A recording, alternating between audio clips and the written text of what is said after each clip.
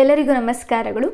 ಈ ತರಗತಿಯಲ್ಲಿ ನಾವು KPSC ಗ್ರೂಪ್ ಸಿ ಪರೀಕ್ಷೆಗಳಿಗೆ ನೀಡಿರುವಂತಹ ಸಿಲೆಬಸ್ಸನ್ನು ಗಮನಿಸಿದಾಗ ನಮಗೆ 4-5 ವಿಷಯಗಳು ಎಕ್ಸ್ಟ್ರಾ ಸಿಲೆಬಸ್ ಅಂತ ಅನಿಸುತ್ತೆ. ಉದಾಹರಣೆಗೆ ಗ್ರಾಮೀಣಾಭಿವೃದ್ಧಿ, ಪಂಚಾಯತ್ ರಾಜ್ ಸಂಸ್ಥೆಗಳು, ಗ್ರಾಮೀಣ ಸಹಕಾರ ಸಂಸ್ಥೆಗಳು, ಕರ್ನಾಟಕ ಪರಿಣಾಮಕಾರಿ ಆಡಳಿತಕ್ಕಾಗಿ ವಿಜ್ಞಾನ ಮತ್ತು ತಂತ್ರಜ್ಞಾನದ ಪಾತ್ರದ ಕುರಿತಾದ ವಿಷಯಗಳು ಹಾಗೂ ಕರ್ನಾಟಕ ಪರಿಸರ ಸಂಬಂಧಿ ಸಮಸ್ಯೆಗಳು ಮತ್ತು ಅಭಿವೃದ್ಧಿ ಕುರಿತಾದಂತಹ ವಿಷಯಗಳು. ಸೊ ಈ ಸಿಲೆಬಸನ್ನು ನಾವು ಸಂಪೂರ್ಣವಾಗಿ ಅಧ್ಯಯನವನ್ನು ಮಾಡಲಿಕ್ಕೆ ಹೋಗೋದಿಲ್ಲ. ಆದರೆ ಕಳೆದ ಇಂದಿನ ಪ್ರಶ್ನೆ ಪತ್ರಿಕೆಗಳನ್ನು ಗಮನಿಸಿದಾಗ ಈ ಒಂದು ವಿಭಾಗದಿಂದ 5-6 ಪ್ರಶ್ನೆಗಳು ಬಂದಿರುವಂಥದ್ದನ್ನು ನಾವು ನೋಡ್ಬೋದು. ಸೊ ಹಾಗಾಗಿ ನಾವು ಪರೀಕ್ಷಾ ದೃಷ್ಟಿಯಿಂದ ಈ ಒಂದು ವಿಷಯಗಳನ್ನು ಸಂಪೂರ್ಣವಾಗಿ ಅಧ್ಯಯನ ಮಾಡುವಂತಹ ಅವಶ್ಯಕತೆ ಇದೆ. ಪಾಲಿಟಿ, ಎನ್ವೈರ್ಮೆಂಟಲ್, ಇತಿಹಾಸ ಈ ಸಬ್ಜೆಕ್ಟ್ಗಳನ್ನು ಪ್ರತಿಯೊಬ್ಬರೂ ಓದ್ತಾರೆ, ನಾವು ಓದ್ತೀವಿ, ಎಲ್ಲರೂ ಓದ್ತಾರೆ. ಆದರೆ ಈ ರೀತಿಯ ಎಕ್ಸ್ಟ್ರಾ ಸಿಲೆಬಸ್ಸನ್ನು ನಾವು ಸಂಪೂರ್ಣವಾಗಿ ಓದಿಕೊಳ್ಳೋದ್ರಿಂದ ನಮಗೆ 5-6 ಅಂಕಗಳನ್ನು ಯಥೇಚ್ಛ ಪ್ರಮಾಣದಲ್ಲಿ ಈ ಥರ ವಿದ್ಯಾರ್ಥಿಗಳಿಗೆ ಹೋಲಿಸಿದ್ರೆ ಹೆಚ್ಚು ಅಂಕಗಳನ್ನು ಪಡೀಲಿಕ್ಕೆ ನಮಗೆ ಸಹಾಯ ಮಾಡುತ್ತೆ ಅನ್ನೋದನ್ನು ನಾವು ನೋಡ್ಬೋದಾಗಿದೆ. ಹಾಗಾಗಿ ಈ ತರಗತಿಯಲ್ಲಿ ನಾವು ಕರ್ನಾಟಕ ಪರಿಣಾಮಕಾರಿ ಆಡಳಿತಕ್ಕಾಗಿ ವಿಜ್ಞಾನ ಮತ್ತು ತಂತ್ರಜ್ಞಾನದ ಕುರಿತಾದಂತಹ ವಿಷಯಗಳ ಬಗ್ಗೆ ನೋಡ್ತಾ ಹೋಗೋಣ. ಓಕೆ, ಸೊ ಇಲ್ಲಿ ವಿಜ್ಞಾನ ಮತ್ತು ತಂತ್ರಜ್ಞಾನದ ಉಪಕ್ರಮಗಳು ಅಂತ ಬಂದಂಥ ಸಂದರ್ಭದಲ್ಲಿ 30ಕ್ಕೂ ಹೆಚ್ಚು ಉಪಕ್ರಮಗಳನ್ನು ನಾವೊಂದು ಈ ಒಂದು ಅಧ್ಯಯನದಲ್ಲಿ ನಾವು ನೋಡ್ತೀವಿ. ಸೊ ಹಾಗಾಗಿ ಇದನ್ನು ಪಾರ್ಟ್ 1, ಪಾರ್ಟ್ 2 ಅನ್ನೋ ರೀತಿಯಲ್ಲಿ ತರಗತಿಗಳನ್ನು ವಿಭಾಗ ಮಾಡಲಾಗತ್ತೆ. ಸೊ ಮೊದಲ ಉಪಕ್ರಮ ಅಂತ ಹೇಳಿ ಬಂದಂಥ ಸಂದರ್ಭದಲ್ಲಿ ಸೆಂಟರ್ ಫಾರ್ ಇ ಗವರ್ನೆನ್ಸ್ ಅಂತ ಹೇಳಿ, ಅಂದರೆ ಇದನ್ನು ನಾವು ಇ ಆಡಳಿತ ಅಂತ ಹೇಳಿ ಕರಿಬಹುದು. ಈ ಆಡಳಿತ ಅಂತ ಹೇಳಿದ್ರೆ ವಿದ್ಯುನ್ಮಾನ ಆಡಳಿತ ಅಂತ ಹೇಳಿ, ಅಂದರೆ ಕೇಂದ್ರ ಸರ್ಕಾರ ಏನು ಮಾಡುತ್ತೆ, ತನ್ನ ಇಲಾಖೆಗಳಲ್ಲಿ ಇಲಾಖೆಯ ವಿಚಾರಗಳಾಗಿರ್ಬೋದು, ಯೋಜನೆಗಳಾಗಿರ್ಬೋದು, ಅಥವಾ ಇಲಾಖೆಯ ಆಡಳಿತಕ್ಕೆ ಸಂಬಂಧಪಟ್ಟಂತಹ ವಿಷಯಗಳಾಗಿರ್ಬೋದು, ಸೊ ಈ ಎಲ್ಲ ವ್ಯವಹಾರಗಳು ಕೂಡ ಎಲೆಕ್ಟ್ರಾನಿಕ್ ಮಾಧ್ಯಮದಲ್ಲಿ ನಡಿಬೇಕು ಅಥವಾ ಈ ಡಿಜಿಟಲ್ ಮಾಧ್ಯಮದ ಮೂಲಕ ನಡಿಬೇಕು ಅಂತ ಹೇಳಿ ಈ ಒಂದು ಯೋಜನೆಯನ್ನು ಮೊಟ್ಟ ಮೊದಲ ಬಾರಿಗೆ ಕೇಂದ್ರ ಸರ್ಕಾರ ಜಾರಿಗೆ ತರುತ್ತೆ. ಸೊ ಇದೇ ಯೋಜನೆಯನ್ನು ನಮ್ಮ ಕರ್ನಾಟಕ ಸರ್ಕಾರವು ಕೂಡ ಮಾಹಿತಿ ಮತ್ತು ಸಂವಹನ ತಂತ್ರಜ್ಞಾನವನ್ನು ಬಳಕೆ ಮಾಡಿಕೊಂಡು ಉತ್ತಮ ಆಡಳಿತವನ್ನು ಜನರಿಗೆ ನೀಡಬೇಕು ಅನ್ನುವಂತಹ ಮೂಲ ಉದ್ದೇಶದಿಂದ ಈ ಯೋಜನೆಯನ್ನು ಜಾರಿಗೆ ತಗೊಂಡ್ಬರ್ತಾರೆ. ಸೊ 2006ರಲ್ಲಿ ಈ ಒಂದು ಯೋಜನೆಯನ್ನು ಜಾರಿಗೆ ತಗೊಂಡ್ಬರ್ತಾರೆ.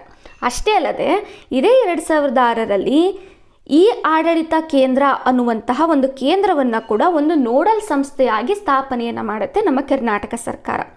ಸೊ ಹಾಗಾದರೆ ಈ ಆಡಳಿತ ಕೇಂದ್ರ ಅಂತ ಏನಿದೆ, ಸೊ ಇದರ ಮೂಲ ಉದ್ದೇಶ ಏನಾಗಿರುತ್ತೆ ಅಂತ ಹೇಳಿದ್ರೆ, ಸೊ ಮೊಟ್ಟ ಮೊದಲ ಬಾರಿಗೆ ಇದೊಂದು ಸ್ವಾಯತ್ತ ಮತ್ತು ಸ್ವತಂತ್ರ ಸಂಸ್ಥೆ ಆಗಿರುತ್ತೆ.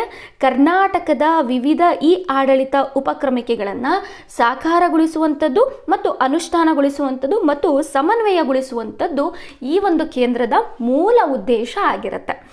ಸೊ ಈ ಆಡಳಿತ ಅಂತ ಬಂದಂಥ ಸಂದರ್ಭದಲ್ಲಿ ಯಾವೆಲ್ಲ ಒಂದು ಯೋಜನೆಗಳನ್ನು ಇದು ನಿರ್ವಹಣೆ ಮಾಡುತ್ತೆ ಅನ್ನೋದನ್ನು ನೋಡೋದಾದರೆ, ಮೂಲಸೌಕರ್ಯ ಯೋಜನೆಗಳನ್ನು, ಮೂಲ ಸಂಪನ್ಮೂಲ ಯೋಜನೆಗಳನ್ನು, ನಾಗರಿಕ ಸೇವೆಗಳನ್ನು ಹಾಗೂ ಸಾಮರ್ಥ್ಯ ಅಭಿವೃದ್ಧಿ ಕುರಿತಾದಂಥ ಯೋಜನೆಗಳನ್ನು.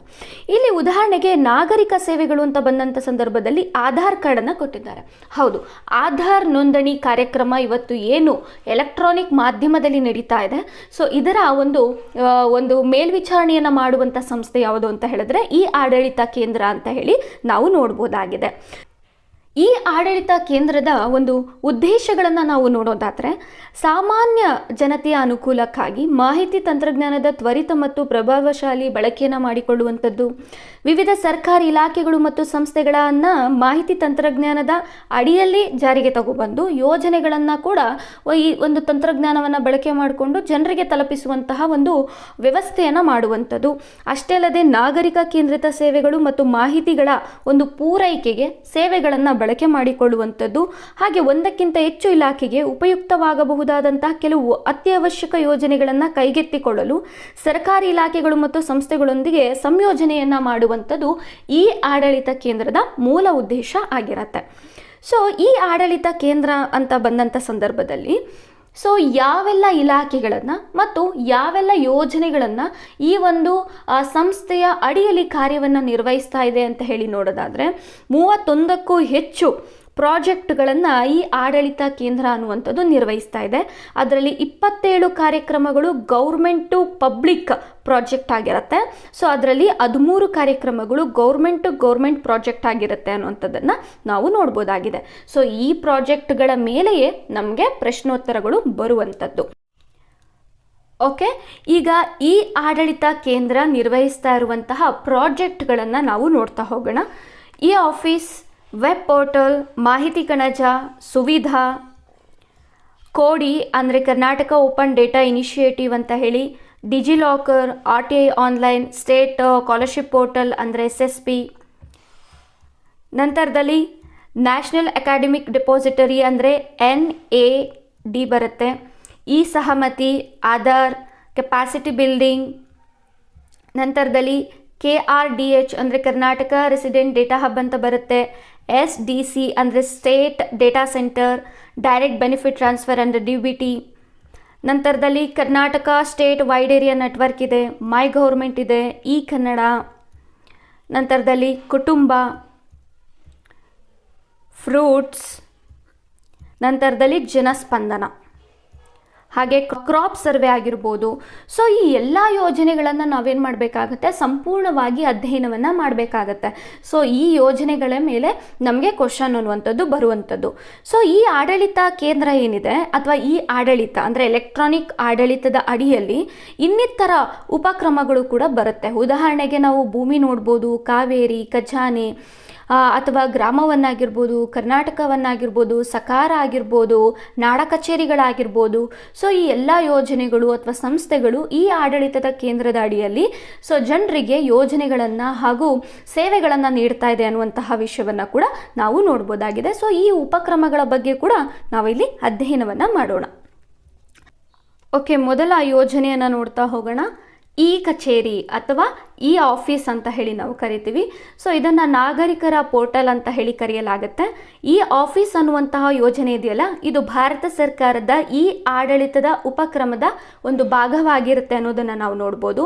ಸೊ ಕರ್ನಾಟಕ ಸರ್ಕಾರವು ಕೂಡ ಸರ್ಕಾರದ ಆಡಳಿತವನ್ನು ಹೆಚ್ಚಿಸಲು, ಪಾರದರ್ಶಕತೆಯನ್ನು ಖಚಿತಪಡಿಸಲು ಹಾಗೂ ಸಾರ್ವಜನಿಕರಿಗೆ ನಿಖರವಾದ ಮಾಹಿತಿಗಳನ್ನು ಒದಗಿಸಲು ಮಾಹಿತಿ ತಂತ್ರಜ್ಞಾನವನ್ನು ಬಳಸಿಕೊಂಡು ಈ ಕಚೇರಿ ಅನ್ನುವಂತಹ ನಾಗರಿಕ ಪೋರ್ಟಲ್ ಅನ್ನು ತೆರೆಯಲಾಗಿದೆ ಅನ್ನೋದನ್ನ ನಾವು ನೋಡಬಹುದು. ಈ ಕಚೇರಿಯ ಕೆಲಸಗಳೇನಿದೆಯಲ್ಲ, ಸೊ ಈ ಕೆಲಸಗಳನ್ನು ಸಂಪೂರ್ಣವಾಗಿ ರಾಷ್ಟ್ರೀಯ ಮಾಹಿತಿ ಕೇಂದ್ರ ಡಿಜಿಟಲೀಕರಣಗೊಳಿಸಿದ್ದಾರೆ ಅನ್ನುವಂಥದ್ದನ್ನು ನಾವು ನೋಡ್ಬೋದಾಗಿದೆ. ಸೊ ಈ ಆಫೀಸ್ ಕಚೇರಿಯ ಕೆಲಸಗಳು ಡಿಜಿಟಲ್ ಆಗಿರುವಂತಹ ಒಂದು ವಿಚಾರದಿಂದ ಯಾವೆಲ್ಲ ರೀತಿಯಾದಂಥ ಲಾಭ ಇದೆ ಅಂತ ಹೇಳಿ ನೋಡೋದಾದರೆ, ಒಂದು ಗುಡ್ ಗವರ್ನೆನ್ಸ್ ಅನ್ನುವಂಥದ್ದು ಇರುತ್ತೆ, ನಂತರ ಅಕೌಂಟಬಲ್ ಇರುತ್ತೆ, ನಂತರದಲ್ಲಿ ಟ್ರಾನ್ಸ್ಪರೆಂಟ್ ಆಗಿ ಪ್ರತಿಯೊಂದು ಕೆಲಸಗಳು ನಿರ್ವಹಿಸುತ್ತೆ ಅನ್ನುವಂಥದ್ದನ್ನು ನಾವು ನೋಡ್ಬೋದಾಗಿದೆ. ಸೊ ನಂತರದಲ್ಲಿ ಇದಿಷ್ಟು ಕೂಡ ಈ ಆಫೀಸ್ಗೆ ಸಂಬಂಧಪಟ್ಟಂಥದ್ದು. ಈ ಆಫೀಸ್ ಅನ್ನುವಂಥದ್ದು ಸಂಪೂರ್ಣವಾಗಿ ಏನಾಗಿರುತ್ತೆ ಅಂದರೆ ಡಿಜಿಟಲ್ ಆಗಿರುತ್ತೆ. ಸೊ ಎಲ್ಲ ಪ್ರತಿಯೊಂದು ಮಾಹಿತಿಯು ಕೂಡ ಇಲ್ಲಿ ಏನಾಗಿರುತ್ತೆ, ಡಿಜಿಟ್ನಲ್ಲಿ ನೋಂದಣಿ ಆಗಿರುತ್ತೆ ಅನ್ನುವಂಥದ್ದನ್ನು ನೋಡ್ಬೋದು. ಸೊ ಇದರಿಂದ ಏನಾಗಿರುತ್ತೆ, ನಮ್ಮ ಜನರಿಗೆ ಸೇವೆಗಳು ಅನ್ನುವಂಥದ್ದು ಬಹಳಷ್ಟು ಪಾರದರ್ಶಕವಾಗಿ ಸಿಗುತ್ತೆ ಅನ್ನುವಂಥದ್ದನ್ನು ಕೂಡ ನಾವು ಇಲ್ಲಿ ಗಮನಿಸ್ಬೋದು. Okay, so Karnataka web portal ಅಂತ ಹೇಳಿ, ಸೊ ಇದೇನು ಮಾಡುತ್ತೆ ಅಂತ ಹೇಳಿದ್ರೆ, ಸರ್ಕಾರದ ವಿವಿಧ ಇಲಾಖೆಗಳಾಗಿರ್ಬೋದು ಅಥವಾ ಇತರ ಸಂಬಂಧಿತ ಸಂಸ್ಥೆಗಳ ಜಾಲತಾಣಗಳನ್ನು ವಿನ್ಯಾಸಗೊಳಿಸಿ ಅಭಿವೃದ್ಧಿಯನ್ನು ಪಡಿಸಿದ್ದಾರೆ. ಸೊ ಉದಾಹರಣೆಗೆ ನಾವು ಕೃಷಿ ಇಲಾಖೆ ಆಗಿರ್ಬೋದು. ಸೊ ಕೃಷಿ ಇಲಾಖೆಯಿಂದ ನಮಗೆ ಒಂದು ಯೋಜನೆಗಳಾಗಿರ್ಬೋದು ಅಥವಾ ಕೃಷಿ ಇಲಾಖೆಗಳು ನೀಡುವಂತಹ ಒಂದು ಸೇವೆಗಳಾಗಿರ್ಬೋದು. ಸೊ ಇವುಗಳು ಜನರಿಗೆ ತಲುಪಬೇಕು ಅಂತ ಹೇಳಿದರೆ ಪ್ರತಿಯೊಂದು ಡಿಜಿಟಲ್ ಮಾಧ್ಯಮದಲ್ಲೂ ಕೂಡ ಕೃಷಿ ಇಲಾಖೆಯ ಒಂದು ಖಾತೆಗಳಿರಬೇಕು. ಸೊ ಹಾಗಾಗಿ ಇವತ್ತು ಉದಾಹರಣೆಗೆ ನಾನು ಕೊಡೋದಾದರೆ, ಇವತ್ತು ಗೂಗಲ್ ಅಂತ ಹೇಳಿ ಓಪನ್ ಮಾಡಿದಂಥ ಸಂದರ್ಭದಲ್ಲಿ ನಮಗೆ ಕೃಷಿ ಇಲಾಖೆ ಅನ್ನುವಂಥದ್ದು ಬೇಕಾಗಿರುತ್ತೆ. ಸೊ ಕೃಷಿ ಇಲಾಖೆಗೆ ನಾವು ಭೇಟಿ ಕೊಡಲಿಕ್ಕಾಗೋದಿಲ್ಲ, ಅಥವಾ ಕೃಷಿ ಇಲಾಖೆಯ ಒಂದು ಅಡಿಯಲ್ಲಿ ಕೆಲಸ ನಿರ್ವಹಿಸುವಂಥ ಕೇಂದ್ರಗಳಿಗೆ ಪ್ರತಿ ಬಾರಿಯೂ ಕೂಡ ನಾವು ಭೇಟಿಯನ್ನು ಕೊಡಲಿಕ್ಕಾಗೋದಿಲ್ಲ. ಆದರೆ ಅದಕ್ಕೆ ಆದಂಥ ಒಂದು ವೆಬ್ಸೈಟ್ ಇದ್ದಂಥ ಸಂದರ್ಭದಲ್ಲಿ ಅಥವಾ ಅದಕ್ಕೆ ಆದಂಥ ಒಂದು ಜಾಲತಾಣ ಇದ್ದಂಥ ಸಂದರ್ಭದಲ್ಲಿ ನಾವು ಅಲ್ಲಿಗೆ ಆನ್ಲೈನ್ ಮೂಲಕ ಭೇಟಿಯನ್ನು ಕೊಟ್ಟು ಅಲ್ಲಿ ಏನೆಲ್ಲ ಸೇವೆಗಳಿದೆ ಅಥವಾ ಏನೆಲ್ಲ ಯೋಜನೆಗಳಿದೆ ಅನ್ನುವಂಥದ್ದನ್ನು ನಾವು ಆನ್ಲೈನ್ ಮೂಲಕ ಒಂದು ಸರ್ಚ್ ಮಾಡಲಿಕ್ಕೆ ನಮಗೆ ಸಹಾಯ ಆಗುತ್ತೆ. ಹಾಗಾಗಿ ಈ ಕರ್ನಾಟಕ ವೆಬ್ ಪೋರ್ಟಲ್ ಏನಿದೆ, ಈ ಥರ ಇಲಾಖೆಗಳೇನಿರುತ್ತೆ, ಡಿಪಾರ್ಟ್ಮೆಂಟ್ಗಳೇನಿರುತ್ತೆ, ಸೊ ಪ್ರತಿಯೊಂದು ಡಿಪಾರ್ಟ್ಮೆಂಟಿನ ಜಾಲತಾಣಗಳನ್ನು ಅಥವಾ ವೆಬ್ಸೈಟ್ಗಳನ್ನು ಕ್ರಿಯೇಟ್ ಮಾಡುವಂತಹ ಒಂದು ಜವಾಬ್ದಾರಿಯನ್ನು ತಗೊಂಡಿದೆ ಅನ್ನೋದನ್ನು ನಾವು ನೋಡ್ಬೋದಾಗಿದೆ. ಸೊ ಮುಂದಿನ ಯೋಜನೆಯನ್ನು ನಾವು ನೋಡೋಣ. So Karnataka open data initiative ಅಂತ ಹೇಳಿ. ಸೊ ಈ ಒಂದು ಇನಿಷಿಯೇಟಿವ್ ಏನು ಮಾಡುತ್ತೆ ಅಂತ ಹೇಳಿದ್ರೆ, ಕರ್ನಾಟಕದಲ್ಲಿರುವಂತಹ ಸರ್ಕಾರದ ಎಲ್ಲ ಇಲಾಖೆಗಳ ಡೇಟಾ ಅಂದರೆ ಮಾಹಿತಿ ಒಂದೇ ಕಡೆ ಸಿಗುವ ರೀತಿಯಲ್ಲಿ ಮಾಡುತ್ತೆ. ಉದಾಹರಣೆಗೆ ನೋಡೋದಾದರೆ, ಸೊ ಇಲ್ಲಿ ಬಹಳಷ್ಟು ಇಲಾಖೆಗಳನ್ನು ನೋಡ್ಬೋದು. ಸೊ ಅಗ್ರಿಕಲ್ಚರ್ ಆಗಿರ್ಬೋದು, ಆರ್ಟ್ ಆ್ಯಂಡ್ ಕಲ್ಚರ್ ಆಗಿರ್ಬೋದು, ಅಥವಾ ಸೆನ್ಸಸ್ ಅಥವಾ ಸರ್ವೆ, ಎಕಾನಮಿ, ಎಜುಕೇಷನ್ಸ್ ಆಗಿರ್ಬೋದು, ಎನ್ವೈರ್ಮೆಂಟಲ್ ಆ್ಯಂಡ್ ಫಾರೆಸ್ಟ್ ಆಗಿರ್ಬೋದು, ಹೌಸಿಂಗ್ ಆಗಿರ್ಬೋದು, ಟ್ರಾನ್ಸ್ಪೋರ್ಟ್ ಆಗಿರ್ಬೋದು, ಸೋಷಿಯಲ್ ಡೆವಲಪ್ಮೆಂಟ್ ಆಗಿರ್ಬೋದು, ರೂರಲ್ ಆಗಿರ್ಬೋದು. ಸೊ ಈ ರೀತಿ ಪ್ರತಿಯೊಂದು ಇಲಾಖೆಗಳ ಒಂದು ಮಾಹಿತಿ ಅನ್ನುವಂಥದ್ದು ನಮಗೆ ಕರ್ನಾಟಕ ಓಪನ್ ಡೇಟಾ ಇನಿಷಿಯೇಟಿವ್ ಅಲ್ಲಿ ಸಿಗ್ತಾ ಹೋಗುತ್ತೆ. ಉದಾಹರಣೆಗೆ ನಾನು ರೂರಲನ್ನು ಕ್ಲಿಕ್ ಮಾಡಿದಂಥ ಸಂದರ್ಭದಲ್ಲಿ ನನಗೇನಾಗುತ್ತೆ, ಸೊ ಇವಾಗ ಗ್ರಾಮೀಣ ಭಾಗದಲ್ಲಿ ಆಗ್ತಾ ಇರುವಂಥ ಪ್ರಾಜೆಕ್ಟ್ಗಳ ಬಗ್ಗೆ, ಉದಾಹರಣೆಗೆ ಸೆಂಟರ್ ಫೈನಾನ್ಸ್ ಗ್ರ್ಯಾಂಟ್ ಅಲೋಕೇಶನ್ಸ್ ಇದೆ, ಮತ್ತು ವಾಟರ್ ಒಂದು ಡೆವಲಪ್ಮೆಂಟ್ಗೆ ಸಂಬಂಧಪಟ್ಟಂತಹ ಪ್ರಧಾನಮಂತ್ರಿ ಕಿಸಾನ್ ಸನ್ಮಾನ್ ಯೋಜನೆ ಆಗಿರ್ಬೋದು.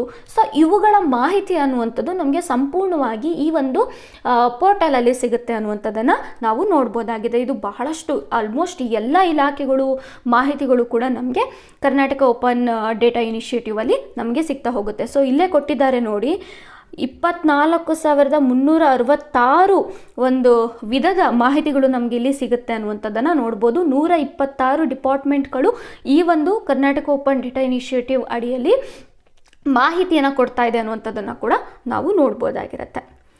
ಸೊ ಮುಂದಿನ ಒಂದು ಕಾರ್ಯಕ್ರಮವನ್ನು ನೋಡೋದಾದರೆ ಡಿಜಿ ಲಾಕರ್ ಅಂತ ಹೇಳಿ. ಸೊ ಡಿಜಿ ಲಾಕರನ್ನು ನಾವೆಲ್ಲರೂ ಕೂಡ ಬಳಕೆಯನ್ನು ಮಾಡ್ತಾ ಇರ್ತೀವಿ. ಸೊ ಡಿಜಿಟಲ್ ಇಂಡಿಯಾ ಅನ್ನುವಂತಹ ಒಂದು ಕಾರ್ಯಕ್ರಮ ಏನು ಬರುತ್ತೆ, ಸೊ ಇದರ ಅಡಿಯಲ್ಲಿ ಡಿಜಿ ಲಾಕರ್ ಏನಾಗುತ್ತೆ 2017ರಲ್ಲಿ ಜಾರಿಗೆ ಬರುತ್ತೆ. ಇದು ಎಲೆಕ್ಟ್ರಾನಿಕ್ ಮತ್ತು IT ಸಚಿವಾಲಯದ ಅಡಿಯಲ್ಲಿ ಕಾರ್ಯವನ್ನು ನಿರ್ವಹಿಸ್ತಿರುವಂಥ ಒಂದು ಉಪಕ್ರಮ ಅಂತ ಹೇಳಿ ನೋಡ್ಬೋದಾಗಿದೆ. ಇದೇನು ಮಾಡುತ್ತೆ ಅಂದರೆ, ನಾಗರಿಕರ ಡಿಜಿಟಲ್ ಡಾಕ್ಯುಮೆಂಟ್ ವಾಲೆಟ್ಗೆ ಅಧಿಕೃತ ಡಿಜಿಟಲ್ ದಾಖಲೆಗಳಿಗೆ ಪ್ರವೇಶವನ್ನು ಒದಗಿಸುವುದರ ಮೂಲಕ ನಾಗರಿಕರ ಡಿಜಿಟಲ್ ಸಬಲೀಕರಣದ ಗುರಿಯನ್ನು ಈ ಒಂದು ಡಿಜಿ ಲಾಕರ್ ಅನ್ನುವಂಥದ್ದು ಹೊಂದಿದೆ ಅನ್ನೋದನ್ನು ನೋಡ್ಬೋದು.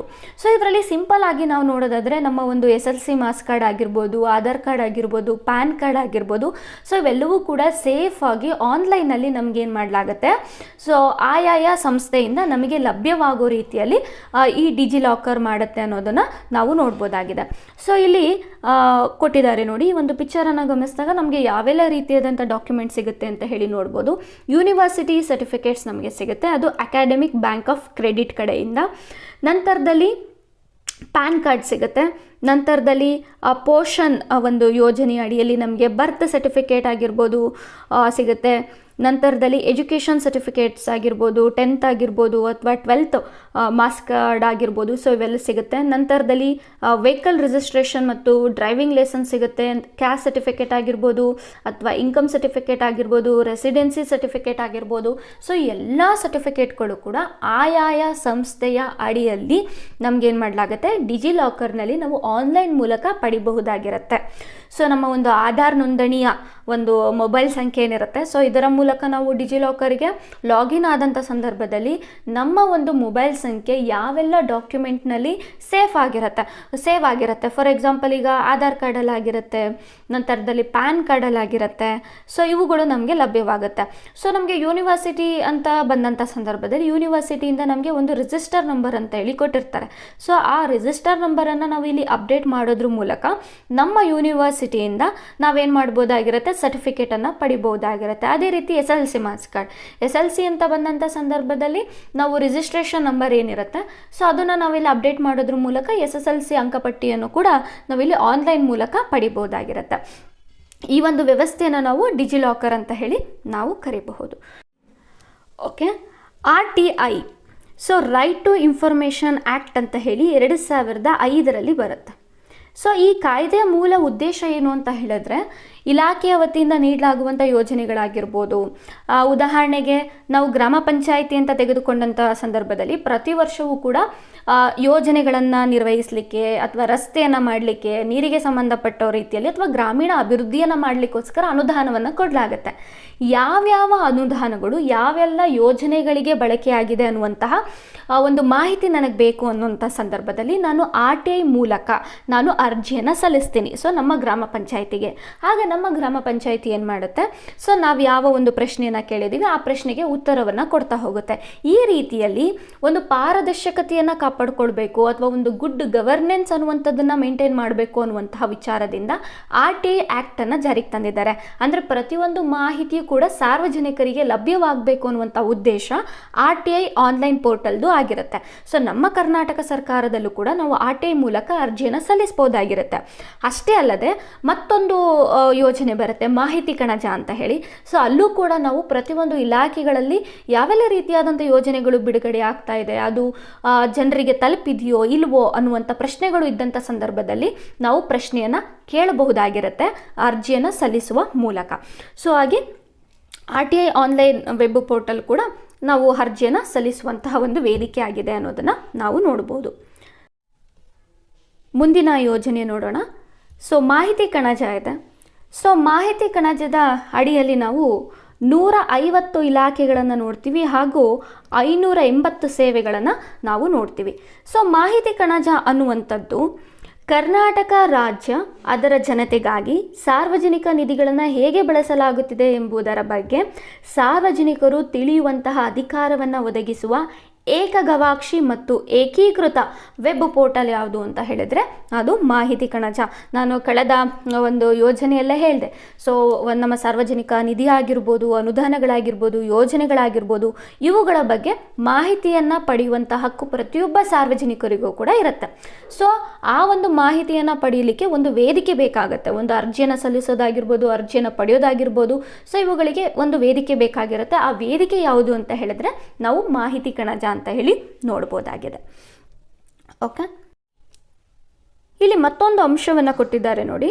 ಸೊ ಪ್ರತಿಯೊಂದು ಸಾರ್ವಜನಿಕ ಪ್ರಾಧಿಕಾರವು ಸ್ವಯಂ ಪ್ರೇರಿತವಾಗಿ ಸಾರ್ವಜನಿಕರಿಗೆ ಆದಷ್ಟು ಹೆಚ್ಚು ಮಾಹಿತಿಗಳನ್ನು ಕೊಡಬೇಕಾಗತ್ತೆ.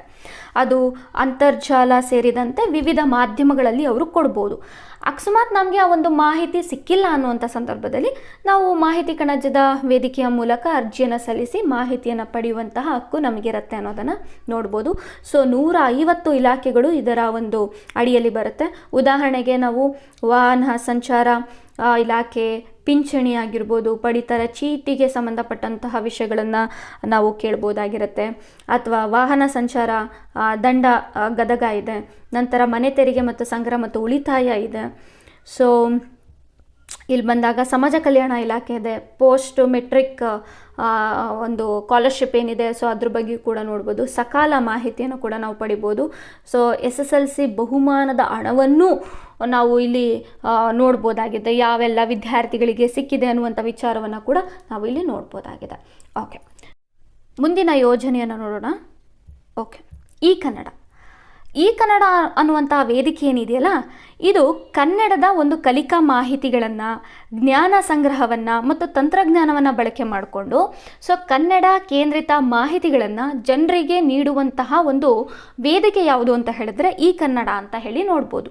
ಸೊ ಈ ವೇದಿಕೆಯಲ್ಲಿ ನಾವೇನು ಮಾಡ್ಬೋದು ಅಂದರೆ ಈ ಕಲಿಕಾ ಅಕಾಡೆಮಿಯನ್ನು ನೋಡ್ಬೋದು, ಜ್ಞಾನಕೋಶ, ನಿಘಂಟುಗಳು, ಡಿಜಿಟಲ್ ಜಗಲಿ, ಸೊ ಕೆಲವೊಂದಿಷ್ಟು ತಂತ್ರಾಂಶಗಳ ಕುರಿತಾದಂತಹ ಮಾಹಿತಿಗಳನ್ನು ಕೂಡ ಈ ಒಂದು ವೇದಿಕೆಯಲ್ಲಿ ನಾವು ನೋಡ್ಬೋದಾಗಿರುತ್ತೆ. ಸೊ ನಿಘಂಟುಗಳು ಅಂತ ಬಂದಂಥ ಸಂದರ್ಭದಲ್ಲಿ ಬಹಳಷ್ಟು ಪುಸ್ತಕಗಳು ನಮಗೆ ಇಲ್ಲಿ ಲಭ್ಯವಾಗುತ್ತೆ ಅನ್ನೋದನ್ನು ನಾವು ನೋಡ್ಬೋದಾಗಿದೆ.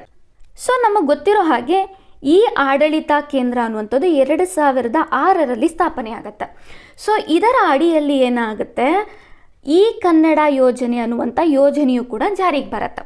ಸೊ ಇದರ ಮೂಲ ಉದ್ದೇಶ ಏನು, ಕನ್ನಡ ಭಾಷೆಗೆ ಸಂಬಂಧಪಟ್ಟಂತಹ ಹಲವಾರು ಕಾರ್ಯಕ್ರಮಗಳನ್ನು ರೂಪಿಸಲಿಕ್ಕೆ ನಮಗೊಂದು ಯೋಜನೆ ಅಂತ ಹೇಳಿಬೇಕು. ಸೊ ಆ ಯೋಜನೆ ಯಾವುದು ಅಂತಂದರೆ ಈ ಕನ್ನಡ ಯೋಜನೆ ಅಂತ ಹೇಳ್ಬೋದು.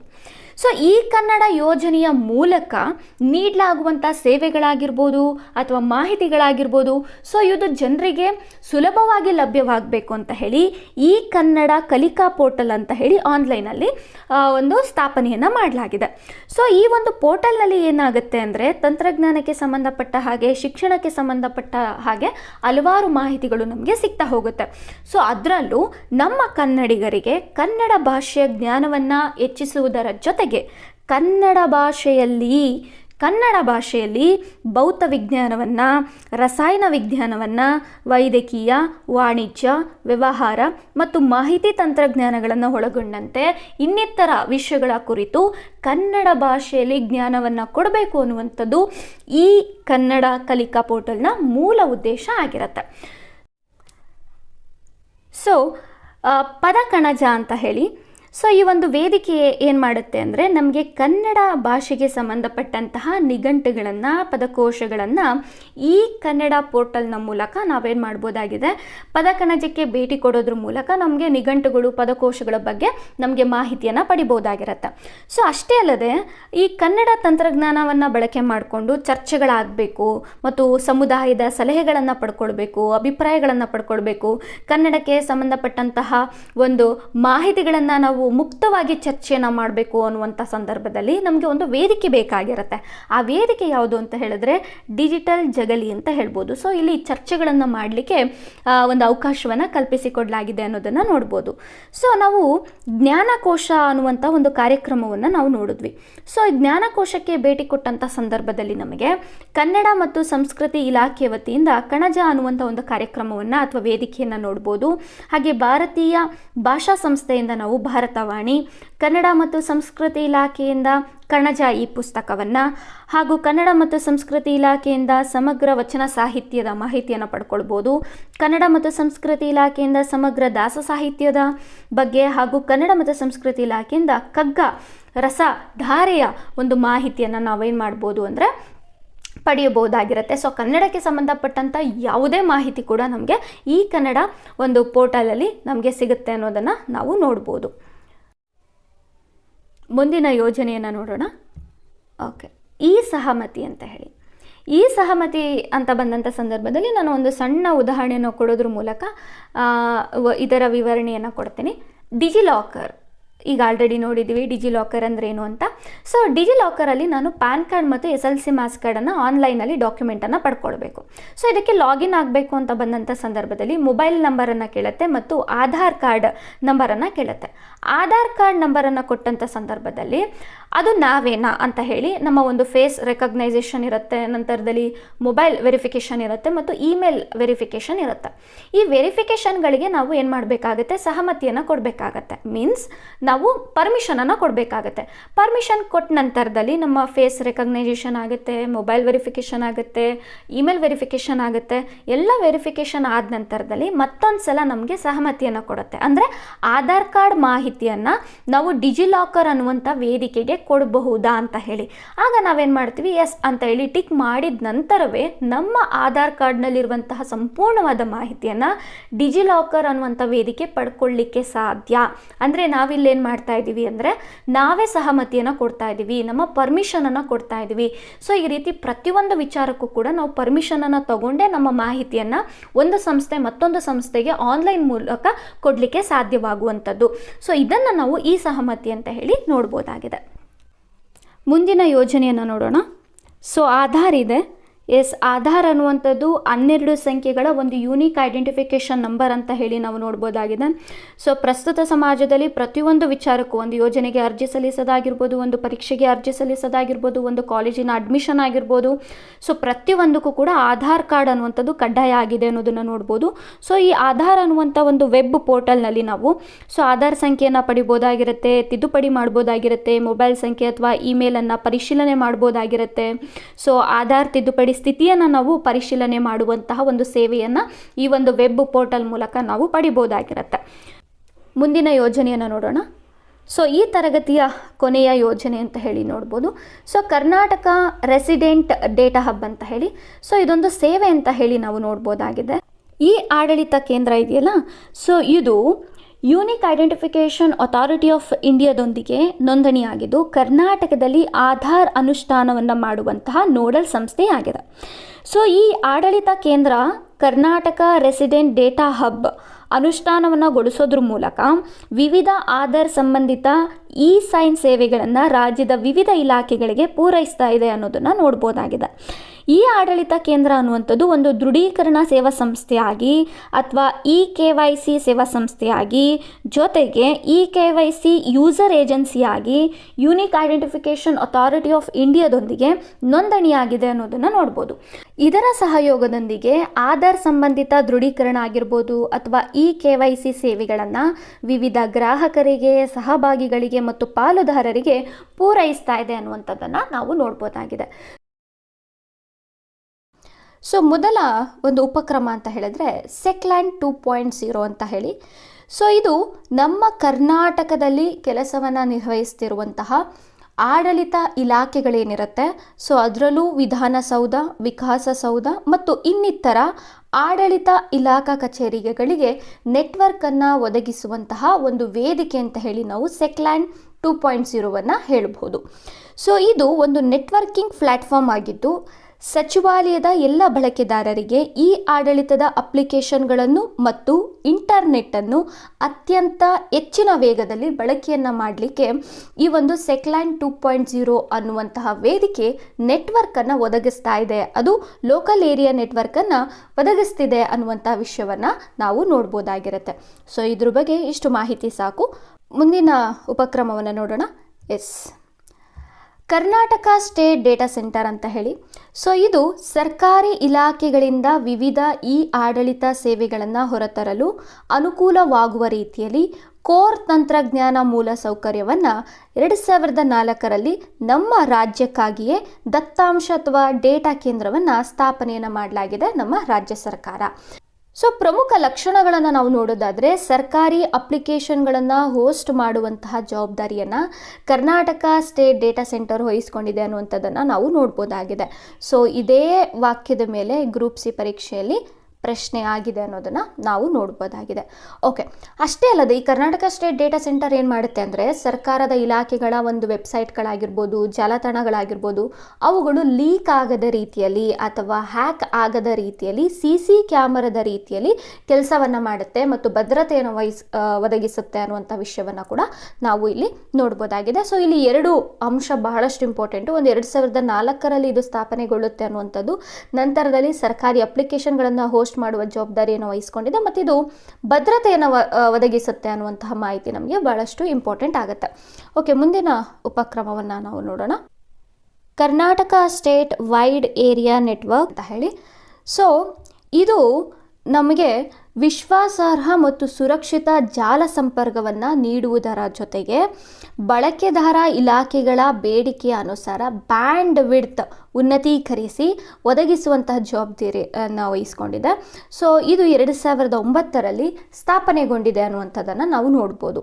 ಸೊ ಇದೇನು ಮಾಡುತ್ತೆ ಅಂತ ಹೇಳಿದ್ರೆ ದೋಷರಹಿತವಾದಂತಹ ವಿಡಿಯೋಗಳಾಗಿರ್ಬೋದು, ವಾಯ್ಸ್ ಆಗಿರ್ಬೋದು ಅಥವಾ ಡೇಟಾ ಕಮ್ಯುನಿಕೇಷನ್ ಆಗಿರ್ಬೋದು, ಇಂತಹ ಸೇವೆಗಳನ್ನು ಯಾವುದೇ ರೀತಿಯಾದಂಥ ತೊಂದರೆ ಆಗದ ರೀತಿಯಲ್ಲಿ ಇದು ನಮಗೆ ನೆಟ್ವರ್ಕನ್ನು ಒದಗಿಸುತ್ತೆ ಅನ್ನುವಂಥ ವಿಷಯವನ್ನು ನಾವು ನೋಡ್ಬೋದಾಗಿರುತ್ತೆ. ಇದು ಎಲ್ಲ ಸರ್ಕಾರಿ ಕಚೇರಿಗಳಲ್ಲಿ ಕಲ್ಪಿಸುವಂತಹ ಗುರಿಯನ್ನು ಇದು ಒಂದು Karnataka state wide area network ಜವಾಬ್ದಾರಿಯನ್ನು ತಗೊಂಡಿದೆ ಅನ್ನುವಂಥದ್ದನ್ನು ಸಹ ನಾವು ಇಲ್ಲಿ ನೋಡ್ಬೋದಾಗಿರುತ್ತೆ. ಸೊ ಇಲ್ಲಿ ಕರ್ನಾಟಕ ಸ್ಟೇಟ್ ವೈಡ್ ಏರಿಯಾ ನೆಟ್ವರ್ಕ್ಗೂ ಮತ್ತು ಕರ್ನಾಟಕ ಸ್ಟೇಟ್ ಡೇಟಾ ಸೆಂಟರ್ಗೂ ಒಂದಿಷ್ಟು ವ್ಯತ್ಯಾಸಗಳನ್ನು ನಾವು ಕಂಡುಕೊಳ್ಬೇಕಾಗತ್ತೆ. ಕರ್ನಾಟಕ ಸ್ಟೇಟ್ ಡೇಟಾ ಸೆಂಟರ್ ಅಂತ ಬಂದಂಥ ಸಂದರ್ಭದಲ್ಲಿ 2004ರಲ್ಲಿ ಇದು ಸ್ಥಾಪನೆ ಆಗುತ್ತೆ ಮತ್ತು ಸರ್ಕಾರಿ ಅಪ್ಲಿಕೇಶನ್ಗಳನ್ನು ಹೋಸ್ಟ್ ಮಾಡುತ್ತೆ ಮತ್ತು CC ಕ್ಯಾಮರಾದ ರೀತಿಯಲ್ಲಿ ಭದ್ರತೆಯನ್ನು ಒದಗಿಸುತ್ತೆ ಅಂತ ಹೇಳಿ. ಬಟ್ ಆದರೆ Karnataka state wild area network ಏನಾಗುತ್ತೆ, ಸರ್ಕಾರಿ ಇಲಾಖೆಗಳ ಒಂದು ಮಾಹಿತಿಗೆ ಅಥವಾ ಒಂದು ಡೇಟಾ ಕಮ್ಯುನಿಕೇಷನ್ಗೆ ಸೇವೆಯನ್ನು ಸಲ್ಲಿಸಲಿಕ್ಕೆ ಒಂದು ಬ್ಯಾಂಡ್ ವಿಡ್ತ್ ಅನ್ನು ಕೂಡ ಕೊಡುತ್ತೆ ಮತ್ತು ನೆಟ್ವರ್ಕನ್ನು ಕೂಡ ಕೊಡುತ್ತೆ ಅನ್ನುವಂಥದ್ದನ್ನು ನಾವು ನೋಡ್ಬೋದಾಗಿದೆ. ಸೊ ಇದಿಷ್ಟು ಡಿಫ್ರೆನ್ಸ್ ಇರುತ್ತೆ. ಓಕೆ, ಸೊ ಮುಂದಿನ ಒಂದು ಅಂಶವನ್ನು ನಾವು ನೋಡೋದಾದರೆ ಜನಸ್ಪಂದನ ಅಂತ ಹೇಳಿ.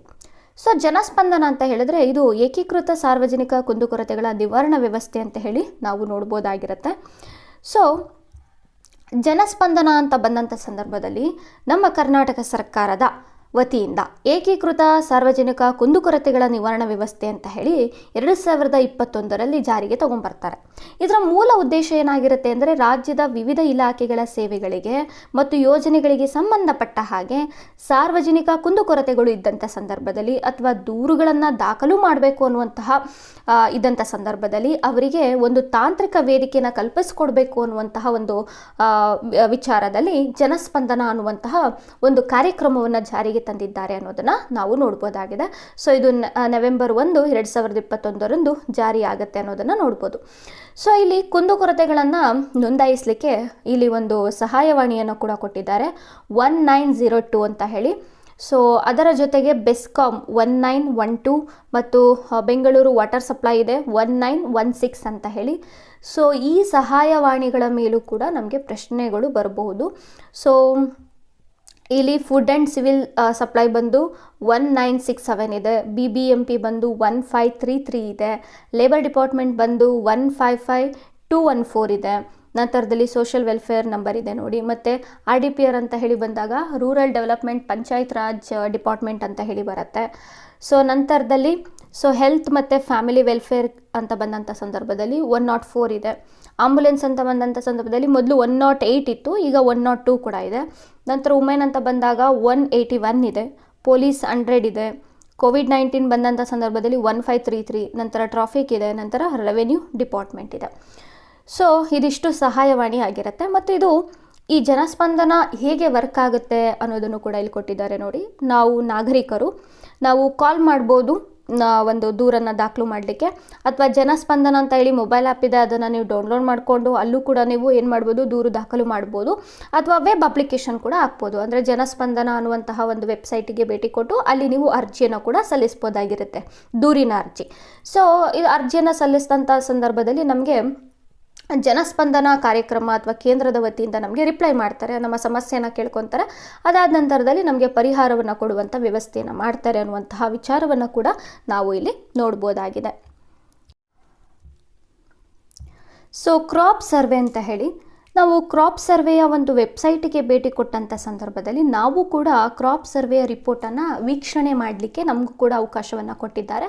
ಸೊ ವರ್ಷ ಮತ್ತು ಮುಂಗಾರು ಹಿಂಗಾರು ಇದನ್ನು ನಾವು ಸೆಲೆಕ್ಟ್ ಮಾಡಿದಂಥ ಸಂದರ್ಭದಲ್ಲಿ ನಾವು ಕೂಡ ರಿಪೋರ್ಟನ್ನು ನೋಡ್ಬೋದಾಗಿರುತ್ತೆ. ಸೊ ಕರ್ನಾಟಕ ಸರ್ಕಾರ ಬೆಳೆ ಸಮೀಕ್ಷಾ ನಿರ್ವಹಣಾ ವ್ಯವಸ್ಥೆ ಏನಿದೆ, ಇದು ಬೆಳೆ ಸಮೀಕ್ಷೆಯನ್ನು ಒಂದು ರಿಪೋರ್ಟನ್ನು ಜಾರಿಗೆ ತರುತ್ತೆ ಅನ್ನುವಂಥದ್ದನ್ನು ನಾವು ನೋಡ್ಬೋದಾಗಿದೆ. ಸೊ ನಮ್ಮ ರಾಜ್ಯ ಸರ್ಕಾರಕ್ಕೆ ಒಂದು ರೈತರ ಕುರಿತಾದಂಥ ಯೋಜನೆಗಳಾಗಿರ್ಬೋದು, ರೈತರಿಗೆ ಪರಿಹಾರವನ್ನು ಘೋಷಣೆ ಮಾಡುವಂಥ ಸಂದರ್ಭದಲ್ಲಿ ಅಥವಾ ನೀರಾವರಿ ವ್ಯವಸ್ಥೆಯನ್ನು ಕೈಗೊಳ್ಳುವಂಥ ಸಂದರ್ಭದಲ್ಲಿ ಪ್ರತಿಯೊಂದಕ್ಕೂ ಕೂಡ ಕ್ರಾಪ್ ಸರ್ವೆ ಇಂಪಾರ್ಟೆಂಟ್ ಆಗುತ್ತೆ. ಸೊ ಇದರಲ್ಲಿ ಎಷ್ಟು ಭೂಮಿಯಲ್ಲಿ ನೀರಾವರಿ ಭೂಮಿ ಆಗಿದೆ, ಎಷ್ಟು ಭೂಮಿಯಲ್ಲಿ ಯಾವೆಲ್ಲ ಒಂದು ಕ್ರಾಪನ್ನು ಬೆಳೆಯಲಾಗುತ್ತೆ, ಮತ್ತು ಯಾವುದೆಲ್ಲ ಭೂಮಿ ಬರಡು ಭೂಮಿ ಆಗಿದೆ, ಸೊ ಅಲ್ಲೆಲ್ಲ ಏನಾದರೂ ಯೋಜನೆಗಳನ್ನು ತರಬಹುದಾ, ಈ ರೀತಿಯಾದಂಥ ಯೋಜನೆಗಳನ್ನು ತರಲಿಕ್ಕೆ ಕ್ರಾಪ್ ಸರ್ವೆ ಅನ್ನುವಂಥದ್ದು ಬಹಳ ಇಂಪಾರ್ಟೆಂಟ್ ಆಗುತ್ತೆ. ಸೊ ಹಾಗಾಗಿ ಕರ್ನಾಟಕ ಸರ್ಕಾರ ಬೆಳೆ ಸಮೀಕ್ಷಾ ನಿರ್ವಹಣಾ ವ್ಯವಸ್ಥೆ ಏನಿದೆ, ಇದು ಕ್ರಾಪ್ ಸರ್ವೆಯನ್ನು ಜಾರಿಗೆ ತರುತ್ತೆ ಅನ್ನೋದನ್ನು ನಾವು ನೋಡ್ಬೋದಾಗಿದೆ. ಅಷ್ಟೇ ಅಲ್ಲದೆ ಸರ್ಕಾರ ಪರಿಹಾರ ಅಂತ ಹೇಳಿ, RTC ಅಂತ ಹೇಳಿ, ನಂತರದಲ್ಲಿ ಭೂಮಿ ಅಂತ ಹೇಳಿ ಒಂದಿಷ್ಟು ಈ ಆಡಳಿತ ಕೇಂದ್ರಗಳನ್ನು ನಿರ್ವಹಿಸುತ್ತೆ. ಸೊ ಅಲ್ಲಿ ಕೂಡ ಒಂದು ಭೂಮಿಗೆ ಸಂಬಂಧಪಟ್ಟಂಥ ಮಾಹಿತಿಯನ್ನು ಒದಗಿಸಲಿಕ್ಕೆ ಸೊ ಕ್ರಾಪ್ ಸರ್ವೆ ಅನ್ನುವಂಥದ್ದು ಬಹಳಷ್ಟು ಪ್ರಮುಖ ಪಾತ್ರವನ್ನು ವಹಿಸುತ್ತೆ ಅಂತ ಹೇಳಿ ನಾವು ನೋಡ್ಬೋದಾಗಿದೆ. ಸೊ ಇಲ್ಲಿ ರೈತರ ಮತ್ತು ಅವರ ಒಂದು ಬೆಳೆ ದತ್ತಾಂಶ ಸಂಪೂರ್ಣವಾಗಿ ನಿಖರವಾಗಿ ಈ ಒಂದು ಕ್ರಾಪ್ ಸರ್ವೆಯಲ್ಲಿ ಇರುತ್ತೆ ಅನ್ನುವಂಥದ್ದನ್ನು ನಾವು ನೋಡ್ಬೋದಾಗಿದೆ. ಓಕೆ, ಸೊ ಮುಂದಿನ ಒಂದು ಕಾರ್ಯಕ್ರಮ ಅಂತ ಬಂದಂಥ ಸಂದರ್ಭದಲ್ಲಿ ಸಕಾಲ. ಸೊ ಇದು ಕರ್ನಾಟಕ ಸಕಾಲ ಸೇವೆಗಳ ಅಧಿನಿಯಮ 2011, ಇದರ ತಿದ್ದುಪಡಿ ಅಧಿನಿಯಮ 2014ರಲ್ಲಿ ಜಾರಿಯಾಗುವಂತಹ ಒಂದು ಕಾರ್ಯಕ್ರಮ ಅಂತ ಹೇಳಿ ನೋಡ್ಬೋದು. ಕರ್ನಾಟಕ ರಾಜ್ಯದಲ್ಲಿನ ನಾಗರಿಕರಿಗೆ ಗೊತ್ತು ಮಾಡಿದಂತಹ ಕಾಲಮಿತಿಯೊಳಗೆ ಸೇವೆಗಳ ಖಾತರಿಗಾಗಿ ವಿತರಿಸಲು ಮತ್ತು ಈ ಒಂದು ಅಧಿನಿಯಮವನ್ನು ಜಾರಿಗೆ ತರಲಾಗಿದೆ ಅನ್ನುವಂಥದ್ದನ್ನು ನಾವು ನೋಡ್ಬೋದಾಗಿದೆ. ಸೊ 2014ರಲ್ಲಿ 11ರ ತಿದ್ದುಪಡಿಯ ಪ್ರಕಾರವಾಗಿ ನಾಗರಿಕ ಸೇವಾ ಖಾತರಿ ಅಧಿನಿಯಮ ಅಂತ ಹೇಳಿ ಒಂದು ಅಧಿನಿಯಮ ಬರುತ್ತೆ. ಸೊ ಇದು ನಾಗರಿಕರಿಗೆ ಸಂಬಂಧಪಟ್ಟಂತಹ ಸೇವೆಗಳಿಗಾಗಿ ನಿಗದಿತ ಕಾಲದೊಳಗಡೆ ನಾಗರಿಕರಿಗೆ ಸೇವಾ ಖಾತರಿಯನ್ನು ಒದಗಿಸಲು 2011 ಡಿಸೆಂಬರ್ನಲ್ಲಿ ಕರ್ನಾಟಕ ವಿಧಾನಮಂಡಲವು ಸರ್ವಾನುಮತದಿಂದ ಅಂಗೀಕರಿಸಿದಂಥ ಒಂದು ಅಧಿನಿಯಮ ಯಾವುದು ಅಂತ ಹೇಳಿದ್ರೆ ನಾಗರಿಕ ಸೇವಾ ಖಾತರಿ ಅಧಿನಿಯಮ ಆಗಿರುತ್ತೆ. ಸೊ ಈ ಒಂದು ನಾಗರಿಕ ಸೇವಾ ಖಾತರಿ ಅಧಿನಿಯಮ ಅಥವಾ ಸಕಾಲ ಅಂತ ಏನು ವೇದಿಕೆ ಇದೆ ಅದು ನಮಗೆ ಹೇಗೆ ಸಹಾಯವಾಗುತ್ತೆ ಅನ್ನೋದನ್ನು ನಾವು ನೋಡೋದಾದರೆ, ಈ ಅಧಿನಿಯಮದಲ್ಲಿ ಹೇಳಲಾದ ನಾಗರಿಕ ಸೇವೆಗಳನ್ನು ನಿಗದಿತ ಕಾಲದೊಳಗಡೆ ಪಡೆಯಲು ನಿಮಗೆ ಸಹಾಯ ಮಾಡುತ್ತೆ. ನೀವು ಸೇವೆಯನ್ನು ಕೋರಿದಾಗ ನೀವು ಸಕಾಲ ಸಂಖ್ಯೆಯೊಂದಿಗೆ ರಸೀತಿ ಅಥವಾ ಇಂಬರಹವನ್ನು ಪಡೆಯುತ್ತೀರಿ. ಇದು ಸೇವೆಗಾಗಿನ ನಿಮ್ಮ ಕೋರಿಕೆಯನ್ನು ನಿರ್ದಿಷ್ಟಪಡಿಸಿದ ದಿನದೊಳಗಾಗಿ ಪರಿಶೀಲನೆ ಮಾಡಲಾಗುತ್ತೆ ಎಂಬ ಭರವಸೆಯನ್ನು ಕೂಡ ಕೊಡಲಾಗುತ್ತೆ. ಸಕಾಲ ಸಂಖ್ಯೆಯೊಂದಿಗೆ ನೀವು ಈ ವೆಬ್ಸೈಟ್ನಲ್ಲಿ ನಿಮ್ಮ ಅರ್ಜಿಯ ಸ್ಥಿತಿಗತಿಯನ್ನು ತಿಳಿಯಬಹುದು. ನೀವು ನಿಮ್ಮ ಮೊಬೈಲ್ನಿಂದ SMS ಕಳಿಸುವುದರ ಮೂಲಕ ಸಹ ನಿಮ್ಮ ಅರ್ಜಿಯ ಸ್ಥಿತಿಗತಿಯನ್ನು ಪರಿಶೀಲಿಸಬಹುದು. ಒಂದು ವೇಳೆ ನಿಮ್ಮ ಅರ್ಜಿಯು ತಿರಸ್ಕಾರವಾದರೆ ಅಥವಾ ಸೇವೆಯನ್ನು ನಿಗದಿತ ಕಾಲದೊಳಗಡೆ ಒದಗಿಸಲು ಸಾಧ್ಯವಾಗದಿದ್ದರೆ ನೀವು ನಿಮ್ಮ ಕುಂದುಕೊರತೆಗಳ ಪರಿಹಾರಕ್ಕಾಗಿ ಮುಂದಿನ ಅಧಿಕಾರಿಗೆ ಒಂದು ಅಪೀಲನ್ನು ಕೂಡ ಸಲ್ಲಿಸಬಹುದಾಗಿರುತ್ತೆ. ಸೊ ಇಲ್ಲಿ ಸಕಾಲ ಅಂತ ಹೇಳಿದ್ರೆ ಒಂದು ಸಿಂಪಲ್ ಆಗಿ ಹೇಳೋದಾದರೆ, ಉದಾಹರಣೆಗೆ ನಾನು ಒಂದು ಜಾತಿ ಆದಾಯ ಪ್ರಮಾಣ ಪತ್ರವನ್ನು ತಗೊಳ್ಬೇಕು. ನಾನು ನಾಡ ಕಚೇರಿಗೆ ಹೋಗಿ ಅರ್ಜಿಯನ್ನು ಸಲ್ಲಿಸ್ತೀನಿ. ನನಗೆ ಅವರು ಹೇಳ್ತಾರೆ 15 ದಿನಗಳ ಕಾಲ ಟೈಮ್ ತಗೊಳುತ್ತೆ, ನಂತರ ಪ್ರಮಾಣ ಪತ್ರ ಬರುತ್ತೆ ಅಂತ ಹೇಳಿ.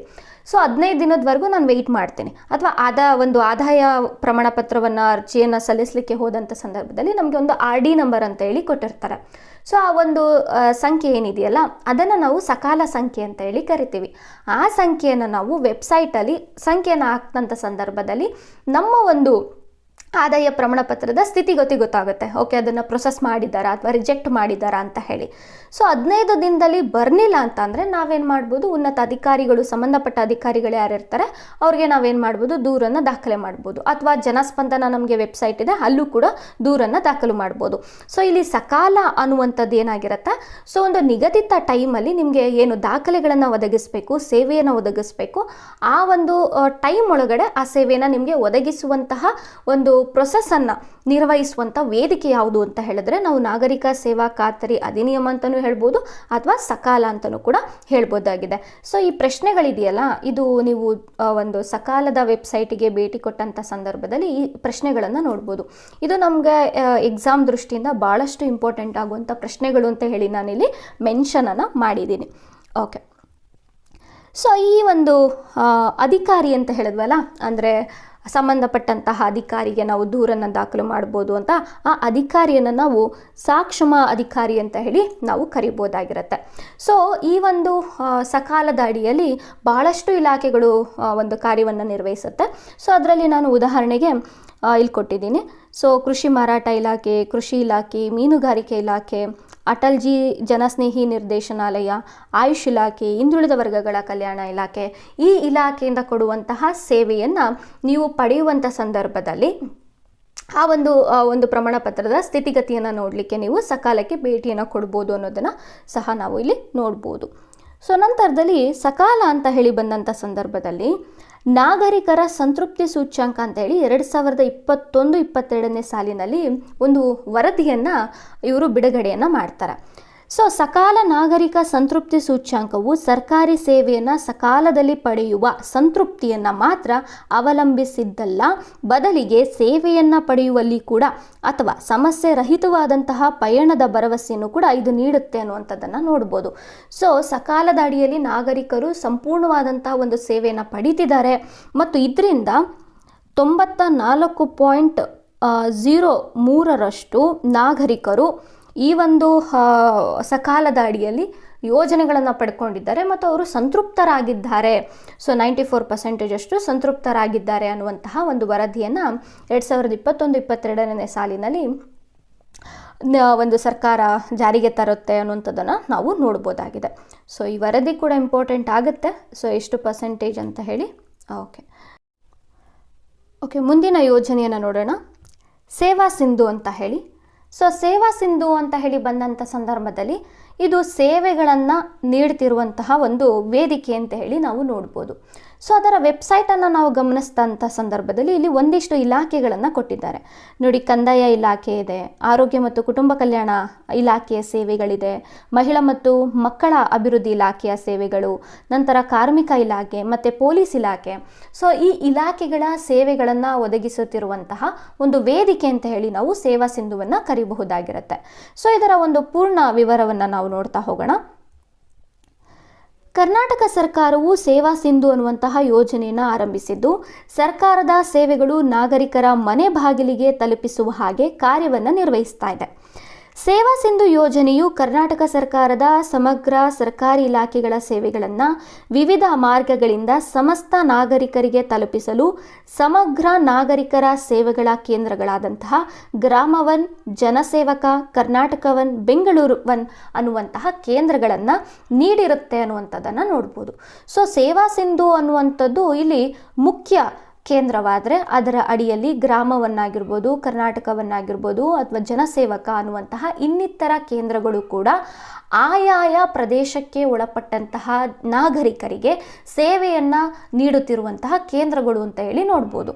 ಈಗ ಗ್ರಾಮೀಣ ಭಾಗದ ಜನರು ಬೆಂಗಳೂರಿಗೆ ಬರಲಿಕ್ಕಾಗೋದಿಲ್ಲ ಅಥವಾ ಒಂದು ಜಿಲ್ಲಾ ಕೇಂದ್ರಗಳಿಗೆ ಬರಲಿಕ್ಕಾಗೋದಿಲ್ಲ. ಸೊ ಗ್ರಾಮ ಅಂತ ಬಂದಂಥ ಸಂದರ್ಭದಲ್ಲಿ ಗ್ರಾಮ ಒನ್ ಅನ್ನುವಂಥ ಕೇಂದ್ರದ ಮೂಲಕ ಅವರಿಗೆ ಸೇವೆಗಳನ್ನು ಒದಗಿಸುವಂಥದ್ದು.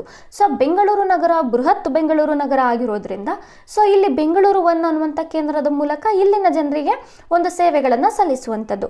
ಕರ್ನಾಟಕ ಒನ್ ಅನ್ನುವಂತಹ ಒಂದು ಕೇಂದ್ರಗಳು ಅಂತ ಬಂದಂಥ ಸಂದರ್ಭದಲ್ಲಿ ಎಲ್ಲಿ ಗ್ರಾಮ ಒನ್ ಮತ್ತು ಬೆಂಗಳೂರು ಒನ್ ಇರ್ಲಿಕ್ಕೆ ಸಾಧ್ಯ ಆಗೋದಿಲ್ವೋ ಅಲ್ಲಿ ಕರ್ನಾಟಕ ಒನ್ ಅನ್ನುವಂಥ ಕೇಂದ್ರಗಳನ್ನು ಸ್ಥಾಪನೆ ಮಾಡಿ ಅಲ್ಲಿನ ನಾಗರಿಕರಿಗೆ ಸೇವೆಗಳನ್ನು ಒದಗಿಸುವಂಥದ್ದು ಈ ಸೇವಾ ಸಿಂಧುವಿನ ಮೂಲ ಉದ್ದೇಶ ಆಗಿರುತ್ತೆ ಅನ್ನುವಂಥದ್ದನ್ನು ನಾವು ನೋಡ್ಬೋದಾಗಿದೆ. ಸೊ ಈ ಕೇಂದ್ರಗಳು ಎಲ್ಲ ಸರ್ಕಾರಿ ಇಲಾಖೆಗಳ ಸೇವೆಗಳನ್ನು ನಾಗರಿಕರಿಗೆ ಒಂದೇ ವೇದಿಕೆಯಲ್ಲಿ ಒದಗಿಸಲು ಈ ಯೋಜನೆಯ ಮುಖ್ಯ ಉದ್ದೇಶವಾಗಿರುತ್ತೆ ಅನ್ನುವಂಥದ್ದನ್ನು ನಾವು ನೋಡ್ಬೋದಾಗಿದೆ. ಸೊ ಇದರಿಂದ ಏನು ಲಾಭ ಆಗುತ್ತೆ ಅನ್ನೋದನ್ನು ನಾವು ನೋಡೋದಾದರೆ, ಸರ್ಕಾರದ ಸೇವೆಗಳು ನಗದು ರಹಿತವಾಗಿರ್ತವೆ ಮತ್ತು ಕಾಗದ ರಹಿತವಾಗಿ ಬಹಳಷ್ಟು ಪಾರದರ್ಶಕವಾಗಿ ಸೇವೆಗಳನ್ನು ನೀಡಲಾಗುತ್ತೆ ಅನ್ನೋದನ್ನು ನೋಡ್ಬೋದು. ಸೊ ಯಾವೆಲ್ಲ ಸೇವೆಗಳನ್ನು ನೀಡಲಾಗುತ್ತೆ ಅಂತ ಹೇಳಿದ್ರೆ, ಹಿರಿಯ ನಾಗರಿಕರ ಕಲ್ಯಾಣ ಇಲಾಖೆಯ ಸೇವೆಗಳು, ಯುವ ಕೇಂದ್ರಿತ ಇಲಾಖೆಗಳು, ರೈತ ಕೇಂದ್ರಿತ ಇಲಾಖೆಗಳು, ಆರೋಗ್ಯ ಕೇಂದ್ರಿತ ಇಲಾಖೆಗಳು, ಮಹಿಳಾ ಕೇಂದ್ರಿತ ಇಲಾಖೆಗಳು, ಕೈಗಾರಿಕಾ ಕೇಂದ್ರಿತ ಇಲಾಖೆಗಳು ಹಾಗೂ ಕಾರ್ಮಿಕ ಕೇಂದ್ರಿತ ಇಲಾಖೆಯ ಸೇವೆಗಳನ್ನು ನೀಡಲಾಗುತ್ತೆ.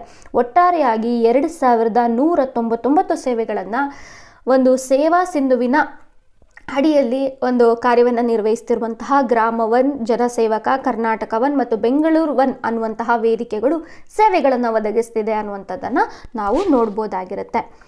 ಸೊ ಜನಸೇವಕ ಅನ್ನುವಂಥ ಒಂದು ವೇದಿಕೆಯನ್ನು ನೋಡಿದ್ವಿ. ನಾಗರಿಕರ ಮನೆ ಬಾಗಿಲಿಗೆ ಸೇವೆಗಳ ವಿತರಣೆಯನ್ನು ನಾವು ಜನಸೇವಕ ಯೋಜನೆ ಅಡಿಯಲ್ಲಿ ನಾವು ನೋಡ್ತೀವಿ. ಇದರ ಅಡಿಯಲ್ಲಿ ಬರುವಂಥ ಇಲಾಖೆಗಳನ್ನು ನಾನು ಕೊಟ್ಟಿದ್ದೀನಿ. ಸೊ ಕೃಷಿ ಇಲಾಖೆ, ಕೃಷಿ ಮಾರಾಟ ಇಲಾಖೆ, ಬೆಂಗಳೂರು ಅಭಿವೃದ್ಧಿ ಪ್ರಾಧಿಕಾರ, ಬೆಂಗಳೂರು ನಗರ ಪೊಲೀಸ್, ಬೆಂಗಳೂರು ವಿದ್ಯುತ್ ಸರಬರಾಜು ಕಂಪನಿ ನಿಯಮಿತ, ಮಹಾನಗರ ಸಾರಿಗೆ ಸಂಸ್ಥೆ, ಆಯುಷ್ ಇಲಾಖೆ, ಹೀಗೆ ಒಂದು ಬಹಳಷ್ಟು ಇಲಾಖೆಗಳು ಈ ಒಂದು ಯೋಜನೆ ಅಡಿಯಲ್ಲಿ ಬರುತ್ತೆ ಅನ್ನೋದನ್ನು ನಾವು ನೋಡ್ಬೋದಾಗಿದೆ. ಓಕೆ, ಮುಂದೆ ನೋಡೋಣ. ಎಸ್, ಸೊ ಇಲ್ಲಿ ಒಂದಿಷ್ಟು ಪ್ರಶ್ನೆಗಳಿದೆ ನೋಡಿ. ಸೊ ಸೇವಾ ಸಿಂಧು ಎಂದರೇನು, ಸೇವಾ ಸಿಂಧು ಪ್ರವೇಶಿಸುವುದು ಹೇಗೆ, ಅಥವಾ ಇದು ನಾಗರಿಕರಿಗೆ ಹೇಗೆ ಸಹಾಯ ಮಾಡುತ್ತೆ, ಯಾವ ರೀತಿಯ ಸೇವೆಗಳನ್ನು ಸೇವಾ ಸಿಂಧು ನೀಡುತ್ತೆ ಅಂತೇಳಿ ಈ ಪ್ರಶ್ನೆಗಳನ್ನು ನಾವು ಸೇವಾ ಸಿಂಧು ಒಂದು ವೆಬ್ಸೈಟ್ ಏನಿದೆ ಅಲ್ಲಿ ನಾವು ಈ ಪ್ರಶ್ನೆಗಳನ್ನು ನೋಡಬಹುದು. ಈ ಪ್ರಶ್ನೆಗಳನ್ನು ನೋಡಿದಂಥ ಸಂದರ್ಭ ಎಷ್ಟು ಚಂದ ಆನ್ಸರ್ ಕೊಟ್ಟಿದ್ದಾರೆ ಅಂದರೆ ಇವು ನಮಗೆ ಪರೀಕ್ಷಾ ದೃಷ್ಟಿಯಿಂದನೂ ಕೂಡ ಬಹಳಷ್ಟು ಪ್ರಮುಖ ಅನಿಸುತ್ತೆ ಅಂತ ಹೇಳಿ ನಾನು ಈ ಪ್ರಶ್ನೆಗಳನ್ನು ಇಲ್ಲಿ ಮೆನ್ಷನ್ ಮಾಡಿದ್ದೀನಿ. ನೀವು ಒಂದ್ಸಲ ಸೇವಾ ಸಿಂಧುವಿಗೆ ಒಂದು ವೆಬ್ಸೈಟ್ ಏನಿರುತ್ತೆ ಅಲ್ಲಿಗೆ ಭೇಟಿ ಕೊಟ್ಟು ಈ ಪ್ರಶ್ನೆಗಳನ್ನು ಓದ್ಕೊಳ್ಳೋದ್ರಿಂದ ನಿಮಗೆ ಬಹಳಷ್ಟು ಅಂದರೆ ಮಾಹಿತಿ ಕ್ಲಾರಿಟಿ ಆಗುತ್ತೆ. ಸೊ ನಾವು ಸಂಪೂರ್ಣವಾಗಿ ಮಾಹಿತಿಯನ್ನು ಓದ ಮೇಲೆ ಕ್ವಶನ್ ಆನ್ಸರನ್ನು ಹೇಗೆ ಅಟೆಂಡ್ ಮಾಡ್ತೀವಲ್ಲ ಅದೇ ರೀತಿ ನಿಮಗೆ ಸೇವಾ ಸಿಂಧುವಿನ ಬಗ್ಗೆ ತಿಳ್ಕೊಂಡ್ಮೇಲೆ ಈ ಪ್ರಶ್ನೆಗಳಿಗೆ ನಿಮ್ಮ ಹತ್ರ ಆನ್ಸರ್ ಇತ್ತು ಅಂದರೆ ನೀವು ಅದ್ರ ಬಗ್ಗೆ ತಿಳ್ಕೊಂಡಿದ್ದೀರಾ ಅಂತೇಳಿ ಅರ್ಥ ಆಗುತ್ತೆ. ಓಕೆ, ಸೊ ಮುಂದಿನ ಯೋಜನೆಗೆ ನಾವು ಹೋಗೋಣ. ಎಸ್, ಗ್ರಾಮ ಒನ್ ಇದೆ. ಸೊ ಗ್ರಾಮ ಒನ್ ಈಗ ಆಲ್ರೆಡಿ ನಮ್ಗೆ ಗೊತ್ತಿರೋ ಹಾಗೆ ಸೇವಾ ಸಿಂಧುವಿನ ಅಡಿಯಲ್ಲಿ ಕಾರ್ಯವನ್ನು ನಿರ್ವಹಿಸ್ತಿರುವಂತಹ ಒಂದು ಕೇಂದ್ರ ಅಂತ ಹೇಳಿ ನಾವು ನೋಡ್ಬೋದಾಗಿದೆ. ಸೊ ಪ್ರಸ್ತುತ ನಮ್ಮ ಕರ್ನಾಟಕದಲ್ಲಿ 7,000ಕ್ಕೂ ಹೆಚ್ಚು ಒಂದು ಗ್ರಾಮ ಒನ್ ಕೇಂದ್ರಗಳು ಕರ್ನಾಟಕದಲ್ಲಿ ಸಕ್ರಿಯವಾಗಿ ನಾಗರಿಕರಿಗೆ ಸೇವೆಯನ್ನು ಸಲ್ಲಿಸ್ತಿದೆ ಅನ್ನುವಂಥದ್ದನ್ನು ನಾವು ನೋಡ್ಬೋದು. ಸೊ ಇಲ್ಲಿ ಯಾವ್ಯಾವ ಜಿಲ್ಲೆಯಲ್ಲಿ ಅತಿ ಹೆಚ್ಚು ಗ್ರಾಮ ಒನ್ ಕೇಂದ್ರಗಳಿದೆ ಅಂತ ಹೇಳಿಕೊಟ್ಟಿದ್ದಾರೆ.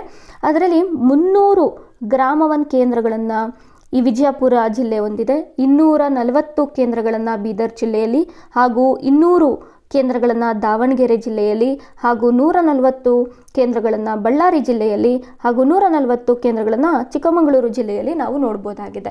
ಸೊ ಇದ್ರ ಮೇಲೂ ಕೂಡ ಪ್ರಶ್ನೆ ಬರ್ಬೋದು, ಅತಿ ಹೆಚ್ಚು ಗ್ರಾಮ ಒನ್ ಕೇಂದ್ರಗಳನ್ನು ಹೊಂದಿರುವಂತಹ ಜಿಲ್ಲೆ ಯಾವುದು ಅಂತ ಬಂದಂಥ ಸಂದರ್ಭದಲ್ಲಿ ನಾವು ವಿಜಯಪುರ ಅಂತ ಹೇಳಿ ನೋಡ್ಬೋದಾಗಿದೆ.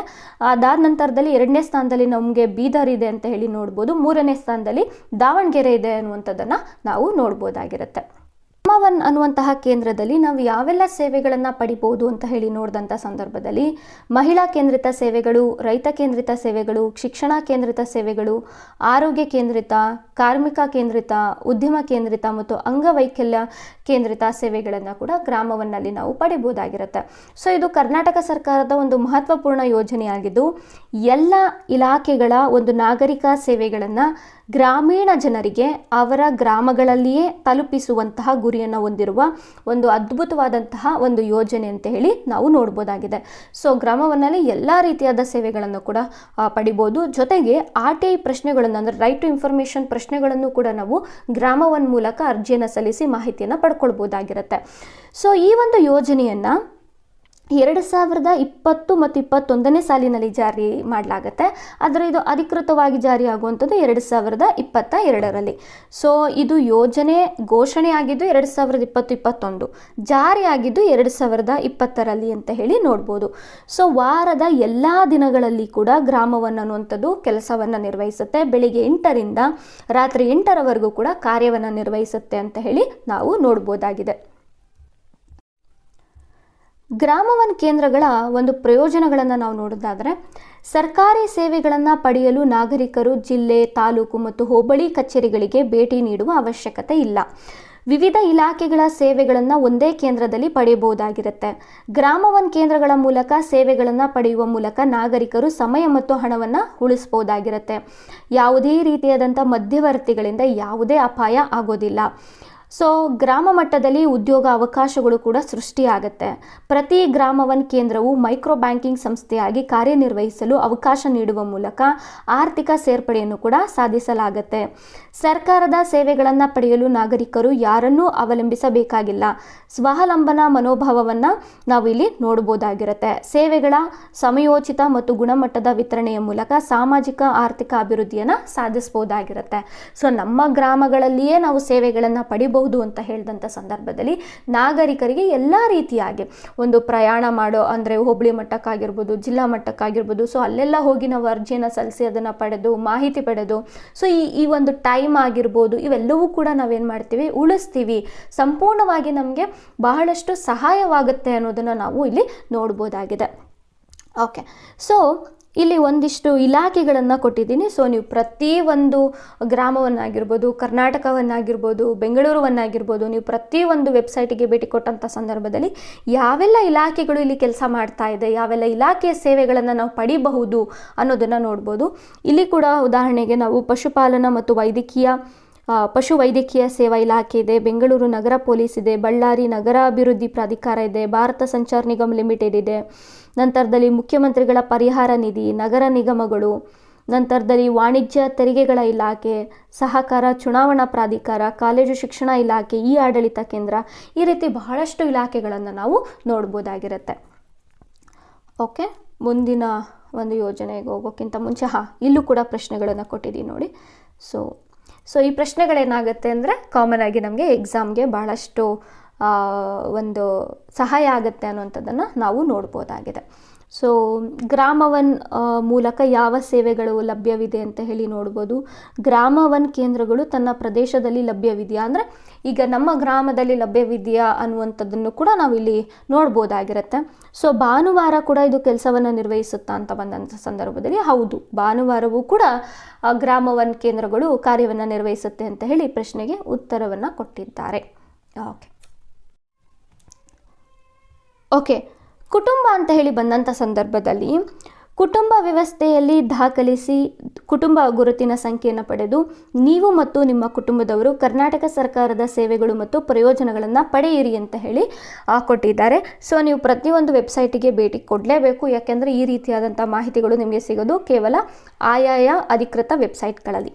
ಓಕೆ, ಕುಟುಂಬ ಅಂತ ಹೇಳಿ ಯೋಜನೆ ಇದೆಯಲ್ಲ, ಇದು ಒಂದು ಅರ್ಹತಾ ನಿರ್ವಹಣಾ ವ್ಯವಸ್ಥೆಯಾಗಿದ್ದು ಇದು ಸಾಮಾಜಿಕ ನೋಂದಾವಣಿ ಮತ್ತು ಸಮಗ್ರ ಫಲಾನುಭವಿ ನಿರ್ವಹಣಾ ವ್ಯವಸ್ಥೆಗಳು ಮತ್ತು ಫಲಾನುಭವಿಗಳ ನೋಂದಣಿ ಮತ್ತು ಪಾವತಿ ವೇದಿಕೆ ಮತ್ತು ಕುಂದುಕೊರತೆಗಳ ಪರಿಹಾರ ವ್ಯವಸ್ಥೆಯನ್ನು ಒಳಗೊಂಡಿರುವ ಸಮಗ್ರ ಸಾಮಾಜಿಕ ಮಾಹಿತಿ ವ್ಯವಸ್ಥೆಯಾಗಿರುತ್ತೆ ಅನ್ನೋದನ್ನು ನೋಡ್ಬೋದು.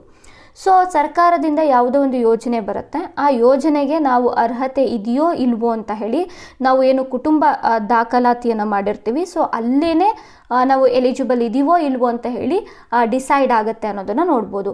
ಸೊ ಅರ್ಹತೆಗಳನ್ನು ಪರಿಶೀಲಿಸುವ ಮೂಲಕ ಅರ್ಹ ನಿವಾಸಿಗಳನ್ನು ಗುರುತಿಸುವ ಮೂಲಕ ಅದರ ನಂತರ ಸೇವೆ ಅಥವಾ ಯೋಜನೆಗಳನ್ನು ನಮೂದನೆ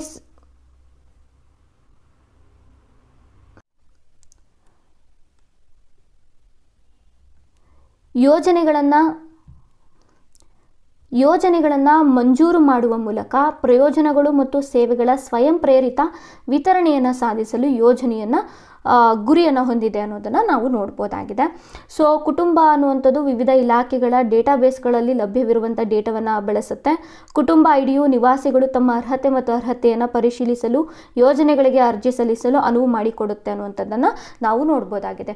ಒಂದು ಸಂಪೂರ್ಣವಾದ ಮಾಹಿತಿ ಈ ಒಂದು ಕುಟುಂಬ ಐಡಿಯಲ್ಲಿರುತ್ತೆ. ಸೊ ಈ ಒಂದು ಐಡಿಯನ್ನು ನಾವು ಆ ಒಂದು ಅರ್ಜಿಗೆ ಕೊಟ್ಟಂಥ ಸಂದರ್ಭದಲ್ಲಿ ನಾವು ಎಲಿಜಿಬಲ್ ಇದೆಯೋ ಇಲ್ವೋ ಅಂತ ಹೇಳಿ ಅದೇ ಆಟೋಮೆಟಿಕ್ಕಾಗಿ ನೋಡ್ಕೊಂಡ್ಬಿಡುತ್ತೆ. ಬಿಕಾಸ್ ಆಫ್ ಆದಾಯ ಪ್ರಮಾಣ ಪತ್ರ, ನಮ್ಮ ಜಾತಿ ಆಗಿರ್ಬೋದು, ಹಾಗೆ ನಮಗೆ ಎಷ್ಟು ಭೂಮಿ ಇದೆ ಅಂತ ಹೇಳಿ, ಕುಟುಂಬದಲ್ಲಿ ಎಷ್ಟು ಜನ ಇದ್ದೀವಿ ಅಂತ ಹೇಳಿ, ಯಾರು ಯಾವ ಕೆಲಸದಲ್ಲಿದ್ದಾರೆ, ಸರ್ಕಾರಿ ಕೆಲಸದಲ್ಲಿದ್ದಾರೋ ಪ್ರೈವೇಟ್ ಕೆಲಸದಲ್ಲಿದ್ದಾರೋ ಅಥವಾ ರೈತರ, ಈ ರೀತಿ ಎಲ್ಲ ಮಾಹಿತಿಯನ್ನು ಪಡ್ಕೊಳ್ಳೋದ್ರಿಂದ ಒಂದು ಯೋಜನೆ ಬಂದಂಥ ಸಂದರ್ಭದಲ್ಲಿ ಅದಕ್ಕೆ ನಾವು ಎಲಿಜಿಬಲ್ ಇದೆಯೋ ಇಲ್ವೋ ಅನ್ನುವಂಥ ವ್ಯವಸ್ಥೆಯನ್ನು ನೋಡಿ ನಮಗೆ ಅರ್ಜಿ ಹಾಕಲಿಕ್ಕೆ ಅವಕಾಶವನ್ನು ಮಾಡಿಕೊಡುತ್ತೆ ಅಂತ ಹೇಳಿ ನಾವು ನೋಡ್ಬೋದಾಗಿರುತ್ತೆ.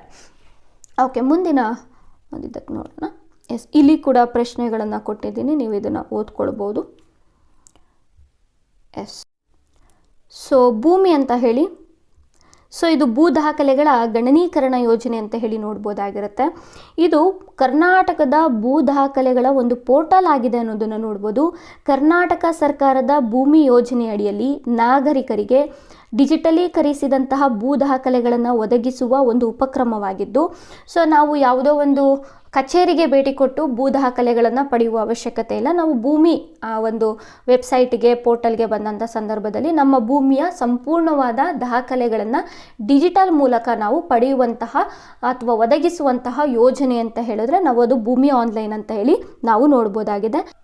ಅಷ್ಟೇ ಅಲ್ಲದೆ ಈ ಒಂದು ಭೂಮಿ ಆನ್ಲೈನ್ ಅನ್ನುವಂಥ ಒಂದು ಪೋರ್ಟಲಿಂದ ನಾವು ನಮ್ಮ ಭೂಮಿಯ RTC ಆಗಿರ್ಬೋದು ಅಥವಾ ನಮ್ಮ ಭೂಮಿಯ ದಾಖಲೆಗಳಾಗಿರ್ಬೋದು, ನಮ್ಮ ಭೂಮಿ ಎಷ್ಟಿದೆ ಅನ್ನುವಂಥ ಮಾಹಿತಿ ಆಗಿರ್ಬೋದು, ಸಂಪೂರ್ಣವಾದ ಮಾಹಿತಿಯನ್ನು ನಾವು ಆನ್ಲೈನಲ್ಲಿ ಪಡಿಬಹುದಾಗಿರುತ್ತೆ ಅನ್ನುವಂಥ ವಿಷಯವನ್ನು ನಾವು ನೋಡ್ಬೋದಾಗಿದೆ. ಓಕೆ, ಸೊ ಭೂಮಿ ಆ್ಯಪ್ ಏನಿದೆ ಅಥವಾ ಭೂಮಿ ಪೋರ್ಟಲ್ ಏನಿದೆ, ಸೊ ಅದಕ್ಕೆ ಸಂಬಂಧಪಟ್ಟಂಥ ಮಾಹಿತಿ. ಸೊ ಇದು ಬಿಡುಗಡೆಯಾದ ವರ್ಷ ಅಂತ ಬಂದಂಥ ಸಂದರ್ಭದಲ್ಲಿ ಇದು 2000ರಲ್ಲಿ ಬಿಡುಗಡೆ ಆಗುತ್ತೆ ಅನ್ನೋದನ್ನು ನಾವು ನೋಡ್ಬೋದಾಗಿದೆ. ಓಕೆ, ಸೊ ಭೂ ದಾಖಲೆಗಳು ಅಂತ ಬಂದಂಥ ಸಂದರ್ಭದಲ್ಲಿ ಯಾವೆಲ್ಲ ದಾಖಲೆಗಳನ್ನು ಕೊಡುತ್ತೆ? RTC ಇದೆ, ನಂತರ ಕಂದಾಯ ನಕ್ಷೆಗಳಿದೆ, ನಂತರ RTC ಸ್ಕೆಚ್ ಇದೆ, ಭೂ ಪರಿವರ್ತನೆ ಅಂತ ಹೇಳಿ ಬಂದಂಥ ಸಂದರ್ಭದಲ್ಲಿ ಭೂ ಪರಿವರ್ತನೆಗೆ ಅರ್ಜಿಯನ್ನು ಸಲ್ಲಿಸ್ಬೋದಾಗಿರುತ್ತೆ. ಈ ರೀತಿಯಾದಂಥ ಸೇವೆಗಳನ್ನು ನಾವು ಭೂಮಿ ಆನ್ಲೈನ್ ವೆಬ್ ಪೋರ್ಟಲಲ್ಲಿ ಪಡ್ಕೊಳ್ಬೋದಾಗಿರುತ್ತೆ.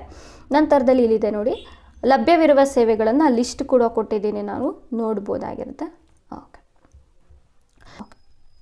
ದಿಶಾಂಕ್ ಅಂತ ಹೇಳಿ, ಸೊ ಇದೊಂದು ಸಿಂಪ್ಲಿಫೈಯಿಂಗ್ ಲ್ಯಾಂಡ್ ರೆಕಾರ್ಡ್ಸ್ ಆಕ್ಸೆಸ್ ಅಂತ ಹೇಳಿ. ಸೊ ನಮ್ಮ ಭೂಮಿಯ RTC ನಮ್ಮ ಹತ್ರ ಇರೋದಿಲ್ಲ ಅಂತ ಅಂದ್ಕೊಳ್ಳಿ. ಆ ಸಂದರ್ಭದಲ್ಲಿ RTC ನಂಬರ್ ಕೂಡ ನಮ್ಮ ಹತ್ರ ಇಲ್ಲ. ಆ ಸಂದರ್ಭದಲ್ಲಿ ನಾವು ದಿಶಾಂಕ್ ಅನ್ನುವಂಥ ಒಂದು ಆ್ಯಪನ್ನು ಡೌನ್ಲೋಡ್ ಮಾಡಿಕೊಂಡು ನಮ್ಮ ಒಂದು ಭೂಮಿ ಏನಿರುತ್ತೆ, ಸೊ ಅಲ್ಲಿಗೆ ಹೋಗಿ ನಿಂತ್ಕೊಂಡ್ರೆ ಸಾಕು, ಆ ಭೂಮಿ ಯಾರ ಹೆಸರಲ್ಲಿದೆ, RTC ನಂಬರು, ಎಷ್ಟು ಭೂಮಿ ಇದೆ, ಸಂಪೂರ್ಣವಾದ ಮಾಹಿತಿಯನ್ನು ಆನ್ ದ ಸ್ಪಾಟ್ ನಮಗೆ ಕೊಡುತ್ತೆ. ಸೊ ಈ ಒಂದು ವ್ಯವಸ್ಥೆಯನ್ನು ನಾವು ದಿಶಾಂಕ್ ಅಂತ ಹೇಳ್ಬೋದು. ಸೊ ನಮಗೆ ಜಸ್ಟ್ ಒಂದು ಭೂಮಿಗೆ ಹೋಗಿ ಈ ಒಂದು ಆ್ಯಪನ್ನು ಓಪನ್ ಮಾಡಿ ಲೊಕೇಶನ್ ಆನ್ ಮಾಡಿ ಇಟ್ಟರೆ ಸಾಕು, ಆ ಭೂಮಿ ಯಾರ ಹೆಸರಲ್ಲಿದೆ, RTC ನಂಬರು ಮತ್ತು ಆ ಒಂದು ಭೂಮಿ ಎಷ್ಟಿದೆ ಅನ್ನುವಂಥ ಸಂಪೂರ್ಣ ಮಾಹಿತಿಯನ್ನು ಕೊಡುತ್ತೆ. ಸೊ ಅದೇ ರೀತಿಯಲ್ಲಿ ಮೋಜಿನಿ ಅನ್ನುವಂತಹ ಒಂದು ಭೂಮಿಗೆ ಸಂಬಂಧಪಟ್ಟಂತಹ ಮತ್ತೊಂದು ಉಪಕ್ರಮವನ್ನು ನಾವು ನೋಡ್ಬೋದು. ಸೊ ಇದರ ಅಡಿಯಲ್ಲಿ ನಾವು ಆದಾಯ ನಕ್ಷೆಗಳಾಗಿರ್ಬೋದು ಅಥವಾ ಸರ್ವೆಗೆ ಸಂಬಂಧಪಟ್ಟಂತಹ ಒಂದು ವರದಿಗಳಾಗಿರ್ಬೋದು ಅಥವಾ ದಾಖಲೆಗಳಾಗಿರ್ಬೋದು ಅಥವಾ ಸಮೀಕ್ಷಾ ದಾಖಲೆಗಳನ್ನು ಪಡಿಬೋದಾಗಿರ್ಬೋದು. ಸೊ ಈ ರೀತಿಯಾದಂತಹ ಭೂಮಿಗೆ ಸಂಬಂಧಪಟ್ಟಂಥ ವರದಿಗಳನ್ನು ದಾಖಲೆಗಳನ್ನು ಪಡೆಯುವಂತಹ ಒಂದು ಉಪಕ್ರಮ ಅಂತ ಹೇಳಿ ನಾವು ನೋಡ್ಬೋದಾಗಿರುತ್ತೆ. ಮುಂದಿನ ಯೋಜನೆಯನ್ನು ನೋಡೋಣ. ಸೊ ಈ ಒಂದು ತರಗತಿಯ ಕೊನೆ ಯೋಜನೆ ಆಗಿರುತ್ತೆ ಇದು. ಸೊ ಫ್ರೂಟ್ಸ್ ಅಂತ ಹೇಳಿ. So farmer registration and unified beneficiary information system ಅಂತ ಹೇಳಿ. ಸೊ ಇದೊಂದು ID ನಂಬರ್ ಅಂತ ಹೇಳ್ಬೋದು. ಅಂದರೆ ರೈತರು ಈ ಒಂದು ಫ್ರೂಟ್ಸ್ ಐಡಿಯನ್ನು ಪಡ್ಕೊಳ್ಬೇಕಾಗಿರುತ್ತೆ. ಕಾರಣ ಏನು ಅಂದರೆ ಕೇಂದ್ರ ಸರ್ಕಾರ ಆಗಿರ್ಬೋದು, ರಾಜ್ಯ ಸರ್ಕಾರ ಆಗಿರ್ಬೋದು, ಸೊ ರೈತರಿಗೆ ಅಂತೇಳಿ ಯೋಜನೆಗಳನ್ನು ತಂದಂಥ ಸಂದರ್ಭದಲ್ಲಿ ಸೊ ಈ ಐಡಿಯನ್ನು ನೀಡೋದ್ರ ಮೂಲಕ ಅವರು ಅದರ ಲಾಭವನ್ನು ಪಡ್ಕೊಳ್ಬೋದಾಗಿರುತ್ತೆ. ಸೊ ನಮ್ಮೆಲ್ಲರಿಗೂ ಕೂಡ ಪ್ರಧಾನಮಂತ್ರಿ ಕಿಸಾನ್ ಸನ್ಮಾನ್ ನಿಧಿಯ ಯೋಜನೆಯ ಬಗ್ಗೆ ಗೊತ್ತು. ಇದು ರೈತರ ಆದಾಯವನ್ನು ಹೆಚ್ಚಿಸುವ ಉದ್ದೇಶದಿಂದ ಕೇಂದ್ರ ಸರ್ಕಾರ ಜಾರಿಗೆ ತಂದಿರುವಂತಹ ಒಂದು ಯೋಜನೆ ಆಗಿರುತ್ತೆ. ಇದು 2019 ಮತ್ತು 2020ನೇ ಸಾಲಿನಲ್ಲಿ ಜಾರಿಯಾಗಿರುವ ಯೋಜನೆ ಆಗಿರುತ್ತೆ. ಸೊ ಈ ಫ್ರೂಟ್ಸ್ ID ಅಥವಾ ಒಂದು ಕಿಸಾನ್ ಸನ್ಮಾನ್ ನಿಧಿ ಯೋಜನೆ ಅಡಿಯಲ್ಲಿ ಲಾಭವನ್ನು ಪಡ್ಕೊಳ್ಳುವಂಥ ರೈತರು ಕೃಷಿ ಮಾಡ್ತಿರ್ಬೋದು, ತೋಟಗಾರಿಕೆ, ರೇಷ್ಮೆ, ಪಶುಸಂಗೋಪನೆ, ಮೀನುಗಾರಿಕೆಯನ್ನು ಮಾಡ್ತಿರ್ಬೋದು. ಸೊ PM ಕಿಸಾನ್ ಯೋಜನೆ ಅಂದರೆ ಏನು? ಸಿಂಪಲ್ ಆಗಿ ಹೇಳೋದಾದರೆ ಇಲ್ಲಿ ಕೇಂದ್ರ ಸರ್ಕಾರದ ವತಿಯಿಂದ ರೈತರಿಗೆ 6,000 ರೂಪಾಯಿಗಳನ್ನು ಕೊಡಲಾಗತ್ತೆ. ಸೊ ಅವರ ಒಂದು ಕೃಷಿಗೆ ಸಹಾಯವಾಗಲಿ ಅಂತ ಹೇಳಿ. ಸೊ ಈ 6,000 ರೂಪಾಯಿಗಳನ್ನು 3 ಭಾಗಗಳನ್ನಾಗಿ ಮಾಡಲಾಗತ್ತೆ. 2,000 ಹಾಗೂ 2,000 ಈ ರೀತಿ 3 ಹಂತಗಳಲ್ಲಿ ಏನು ಮಾಡ್ತಾರೆ ಅಂದರೆ ಹಣವನ್ನು ರೈತರಿಗೆ DBT ಮುಖಾಂತರ ಅಂದರೆ ನೇರವಾಗಿ ರೈತರ ಖಾತೆಗೆ ಹಣವನ್ನು ನೀಡಲಾಗುತ್ತೆ. ಸೊ ಈ ಒಂದು ಯೋಜನೆಯ ಲಾಭವನ್ನು ಪಡ್ಕೊಳ್ಬೇಕು ಅಂದರೆ ರೈತರು ಫ್ರೂಟ್ಸ್ ಐಡಿಯಲ್ಲಿ ರಿಜಿಸ್ಟರ್ ಆಗಿರಬೇಕಾಗುತ್ತೆ. ಅವರು ಒಂದು ರೈತರ ಒಂದು ID ನಂಬರನ್ನು ಪಡ್ಕೊಂಡಿರಬೇಕಾಗತ್ತೆ. ಸೊ ಇದನ್ನು ನಾವೇನಂತ ಹೇಳ್ಬೋದು ಅಂದರೆ ಫ್ರೂಟ್ಸ್ ID ಅಂತ ಹೇಳಿ ನಾವು ನೋಡ್ಬೋದಾಗಿದೆ. ಓಕೆ 21ನೇ ಉಪಕ್ರಮವನ್ನು ನಾವು ನೋಡೋದಾದರೆ ಕಾವೇರಿ ಆನ್ಲೈನ್ ಸೇವೆಗಳು ಅಂತ ಹೇಳಿ. ಸೊ ಕಾವೇರಿ ಆನ್ಲೈನ್ ಸೇವೆಗಳ ಜವಾಬ್ದಾರಿಯನ್ನು ಹೊತ್ತಿರುವಂಥ ಡಿಪಾರ್ಟ್ಮೆಂಟ್ ಯಾವುದು ಅಂದರೆ ನೋಂದಣಿ ಮತ್ತು ಮುದ್ರಾಂಕ ಇಲಾಖೆ, ಕರ್ನಾಟಕ ಸರ್ಕಾರ ಅಂತ ಹೇಳಿ ನಾವು ನೋಡ್ಬೋದಾಗಿದೆ. ಕಾವೇರಿ ಆನ್ಲೈನ್ ಸೇವೆಗಳು ಕರ್ನಾಟಕದ ಎಲ್ಲ ಭೂಮಿಗಳ ವಿಧಿವಿಧಾನಗಳು ಮತ್ತು ಆಸ್ತಿಗಳ ಬಗ್ಗೆ ಮಾಹಿತಿಗಾಗಿ ಡೇಟಾಬೇಸ್ನಂತೆ ಕಾರ್ಯವನ್ನು ನಿರ್ವಹಿಸ್ತಾ ಇದೆ. ಸೊ ಭೂಮಿಯ ಬಗ್ಗೆ ಸಂಪೂರ್ಣವಾದಂತಹ ಮಾಹಿತಿ ನಮಗೆ ಕಾವೇರಿ ಆನ್ಲೈನ್ ಸೇವೆಗಳಲ್ಲಿ ಸಿಗುತ್ತೆ ಅನ್ನೋದನ್ನು ನೋಡ್ಬೋದು. ಇದು ಒಂದು ವರ್ಚುವಲ್ ವ್ಯವಸ್ಥೆಯಾಗಿದ್ದು ಜನರು ಭೂಮಿಯ ಬಗ್ಗೆ ಮಾಹಿತಿಯನ್ನು ನೋಂದಾಯಿಸಲು ಮತ್ತು ಪರಿಶೀಲಿಸಲು ವಿವಿಧ ಸರ್ಕಾರಿ ಕಟ್ಟಡಗಳಿಗೆ ಹೋಗಬೇಕಾಗಿಲ್ಲ. ಅವರು ಆನ್ಲೈನ್ ಸೇವೆಗಳು, ಕಾವೇರಿ ಆನ್ಲೈನ್ ಸೇವೆಗಳು ಅಂತ ಏನೋ ಪೋರ್ಟಲ್ ಇದೆ, ಅಲ್ಲಿಗೆ ಬಂದರೆ ಸಾಕು. ರಾಜ್ಯದ ಭೂಮಿ ಮತ್ತು ಆಸ್ತಿಗಳ ಬಗ್ಗೆ ಎಲ್ಲ ಉತ್ತರಗಳು ಮತ್ತು ಪರಿಹಾರಗಳನ್ನು ಕಂಡುಕೊಳ್ತಾರೆ. ಸಾರ್ವಜನಿಕ ವಲಯದ ಮಾಹಿತಿ ತಂತ್ರಜ್ಞಾನದಲ್ಲಿನ ನಾವೀನ್ಯತೆಗಾಗಿ ಸರ್ಕಾರಿ ಆನ್ಲೈನ್ ಅನ್ನುವಂಥ ಸೇವೆ ಏನಿದೆ ಇದು ಬಹಳಷ್ಟು ಪ್ರಶಸ್ತಿಗಳನ್ನು ಗೆದ್ದಿದೆ ಅನ್ನೋದನ್ನು ನಾವು ನೋಡ್ಬೋದಾಗಿದೆ. ಸೊ ಇದು ಕರ್ನಾಟಕ ಸರ್ಕಾರದ ಅಂಚೆ ಚೀಟಿಗಳು ಮತ್ತು ನೋಂದಣಿ ಇಲಾಖೆಯ ಒಡೆತನದಲ್ಲಿದೆ ಅನ್ನುವಂಥದ್ದನ್ನು ಕೂಡ ನಾವು ನೋಡ್ಬೋದಾಗಿದೆ. ಸೊ ಸಂಪೂರ್ಣವಾಗಿ ನಾವು ನೋಡೋದಾದರೆ ಕಾವೇರಿ ಆನ್ಲೈನ್ ಸೇವೆಗಳು ಅನ್ನುವಂಥದ್ದು ಭೂಮಿಯ ಬಗ್ಗೆ ಯಾವುದೇ ರೀತಿಯಾದಂಥ ಮಾಹಿತಿಯನ್ನು ನಾವು ಪಡಿಬೇಕು ಅಂತ ಹೇಳಿದ್ರೆ ಸೊ ನಾವು ಆನ್ಲೈನಲ್ಲಿ ಕಾವೇರಿ ಆನ್ಲೈನ್ ಸೇವೆಗಳ ಒಂದು ಪೋರ್ಟಲ್ ಏನಿದೆ ಸೊ ನಾವಿಲ್ಲಿಗೆ ಭೇಟಿಯನ್ನು ಕೊಡ್ಬೋದಾಗಿರುತ್ತೆ. ಓಕೆ, ಮುಂದಿನ ಯೋಜನೆ ನೋಡೋದಾದರೆ ಖಜಾನೆ ಅಂತ ಹೇಳಿ.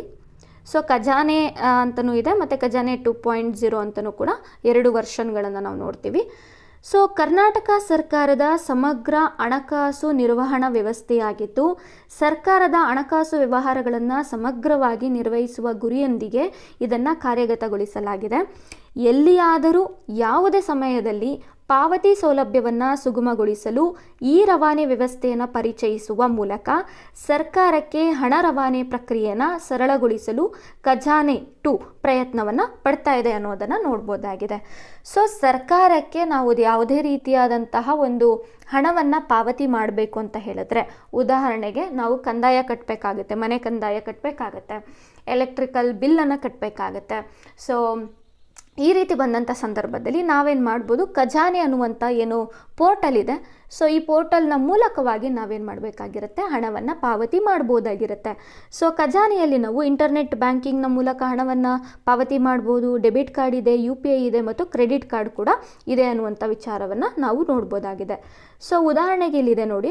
ಸೊ ಪ್ರತಿಯೊಂದು ಬ್ಯಾಂಕುಗಳ ಒಂದು ಖಜಾನೆಯೊಂದಿಗೆ ಸಂಯೋಜನೆಯನ್ನು ಹೊಂದಿದೆ ಅನ್ನೋದನ್ನು ನಾವು ನೋಡ್ಬೋದು. ಯೂನಿಯನ್ ಬ್ಯಾಂಕು, SBI, ನಂತರದಲ್ಲಿ ಕೆನರಾ ಬ್ಯಾಂಕು, ಪ್ರತಿಯೊಂದು ಬ್ಯಾಂಕ್ನ ಮೂಲಕ ನಾವೇನು ಮಾಡ್ಬೋದು, ಹಣವನ್ನು ಪಾವತಿ ಮಾಡ್ಬೋದಾಗಿರುತ್ತೆ.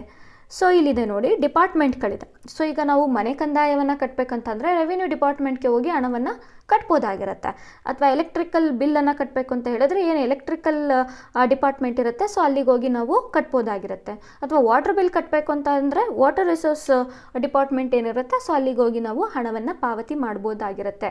ಸೊ ಖಜಾನೆ ಅಂತ ಅಂದರೆ ಮತ್ತೇನಿಲ್ಲ, ನಾವು ಸರ್ಕಾರಕ್ಕೆ ಏನು ಹಣವನ್ನು ಪಾವತಿ ಮಾಡಬೇಕು, ಸೊ ಅದನ್ನು ಆನ್ಲೈನ್ ಮೂಲಕ ಪಾವತಿಯನ್ನು ಮಾಡಲಿಕ್ಕೆ ನಮಗೊಂದು ವೇದಿಕೆಯನ್ನು ಕಲ್ಪಿಸಿಕೊಟ್ಟಿದ್ದಾರೆ ಅನ್ನೋದನ್ನು ನಾವು ನೋಡ್ಬೋದಾಗಿದೆ. ಓಕೆ, ಮುಂದಿನ ಒಂದು ಯೋಜನೆಯನ್ನು ನಾವು ನೋಡೋಣ.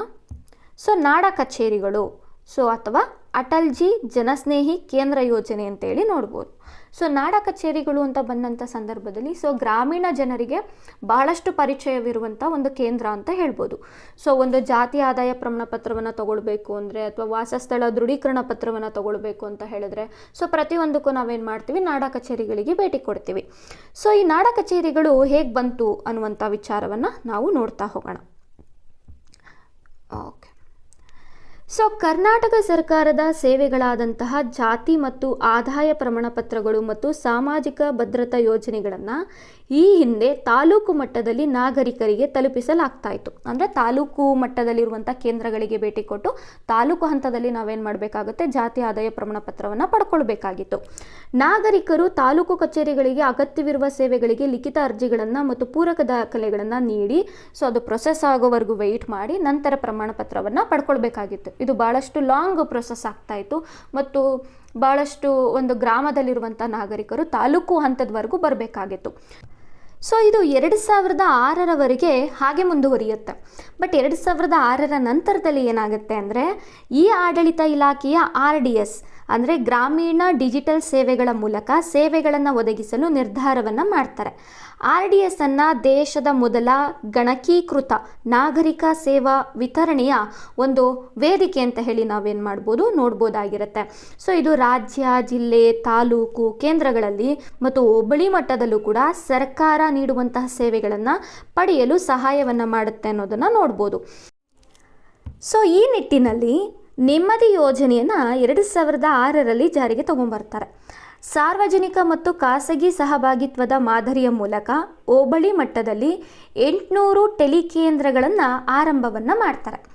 ಈ ಟೆಲಿಕೇಂದ್ರಗಳ ಮೂಲಕ ಜಾತಿ ಆದಾಯ ಪ್ರಮಾಣ ಪತ್ರ ಆಗಿರ್ಬೋದು, ಆದಾಯ ಪ್ರಮಾಣ ಪತ್ರಗಳಾಗಿರ್ಬೋದು, ಸಾಮಾಜಿಕ ಭದ್ರತಾ ಯೋಜನೆಗಳಿಗೆ ಅರ್ಜಿಯನ್ನು ಸಲ್ಲಿಸುವಂತಹ ಸೇವೆಯನ್ನು ನೀಡಲಾಗುತ್ತೆ ಅನ್ನೋದನ್ನು ನಾವು ನೋಡ್ಬೋದಾಗಿದೆ.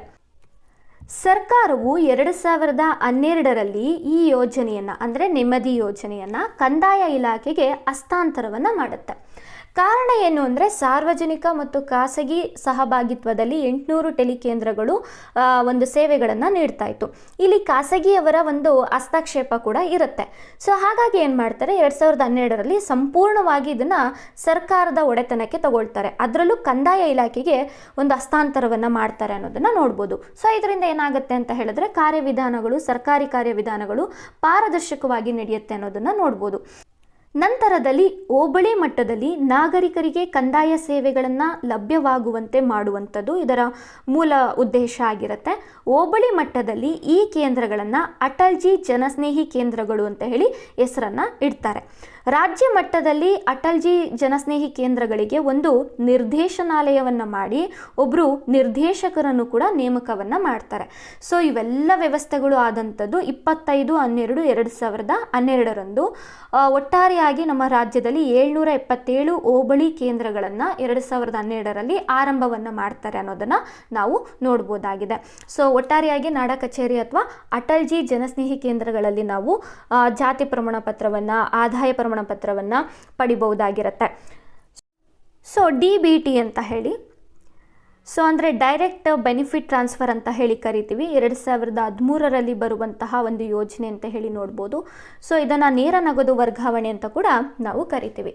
ಉದಾಹರಣೆಗೆ 2013 ಮೊದಲು ಏನಾಗ್ತಿತ್ತು ಅಂದರೆ ಗ್ರಾಮೀಣ ಭಾಗದಲ್ಲಿ ಪಿಂಚಣಿ ಹಣ ಆಗಿರ್ಬೋದು ಅಥವಾ ಹಿರಿಯ ನಾಗರಿಕರಿಗೆ ಬರುವಂತಹ ಒಂದು ಸಹಾಯಧನ ಆಗಿರ್ಬೋದು ಅಥವಾ ರೈತರಿಗೆ ಬರುವಂತಹ ಸಹಾಯಧನ ಆಗಿರ್ಬೋದು ಎಲ್ಲವೂ ಕೂಡ ಪೋಸ್ಟ್ ಆಫೀಸಿಗೆ ಬರ್ತಾ ಇತ್ತು ಅಥವಾ ಅವರ ಮನೆಯ ಅಡ್ರೆಸ್ಸಿಗೆ ಬರ್ತಾ ಇತ್ತು.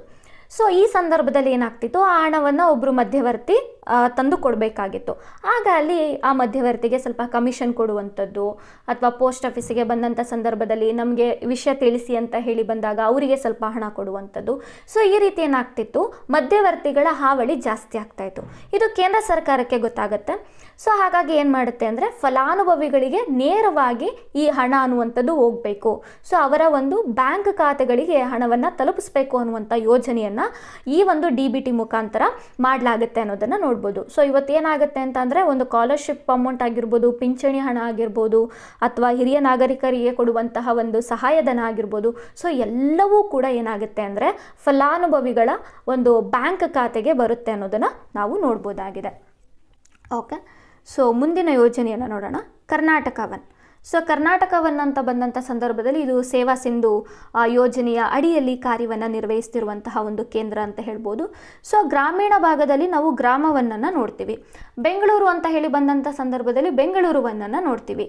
ಸೊ ಇನ್ನಿತರ ನಗರಗಳೇನಿರುತ್ತಲ್ಲ, ಸೊ ಅಲ್ಲಿ ನಾವು ಕರ್ನಾಟಕ ಒನ್ ಅನ್ನುವಂಥ ಕೇಂದ್ರಗಳನ್ನು ನಾವು ನೋಡ್ತೀವಿ.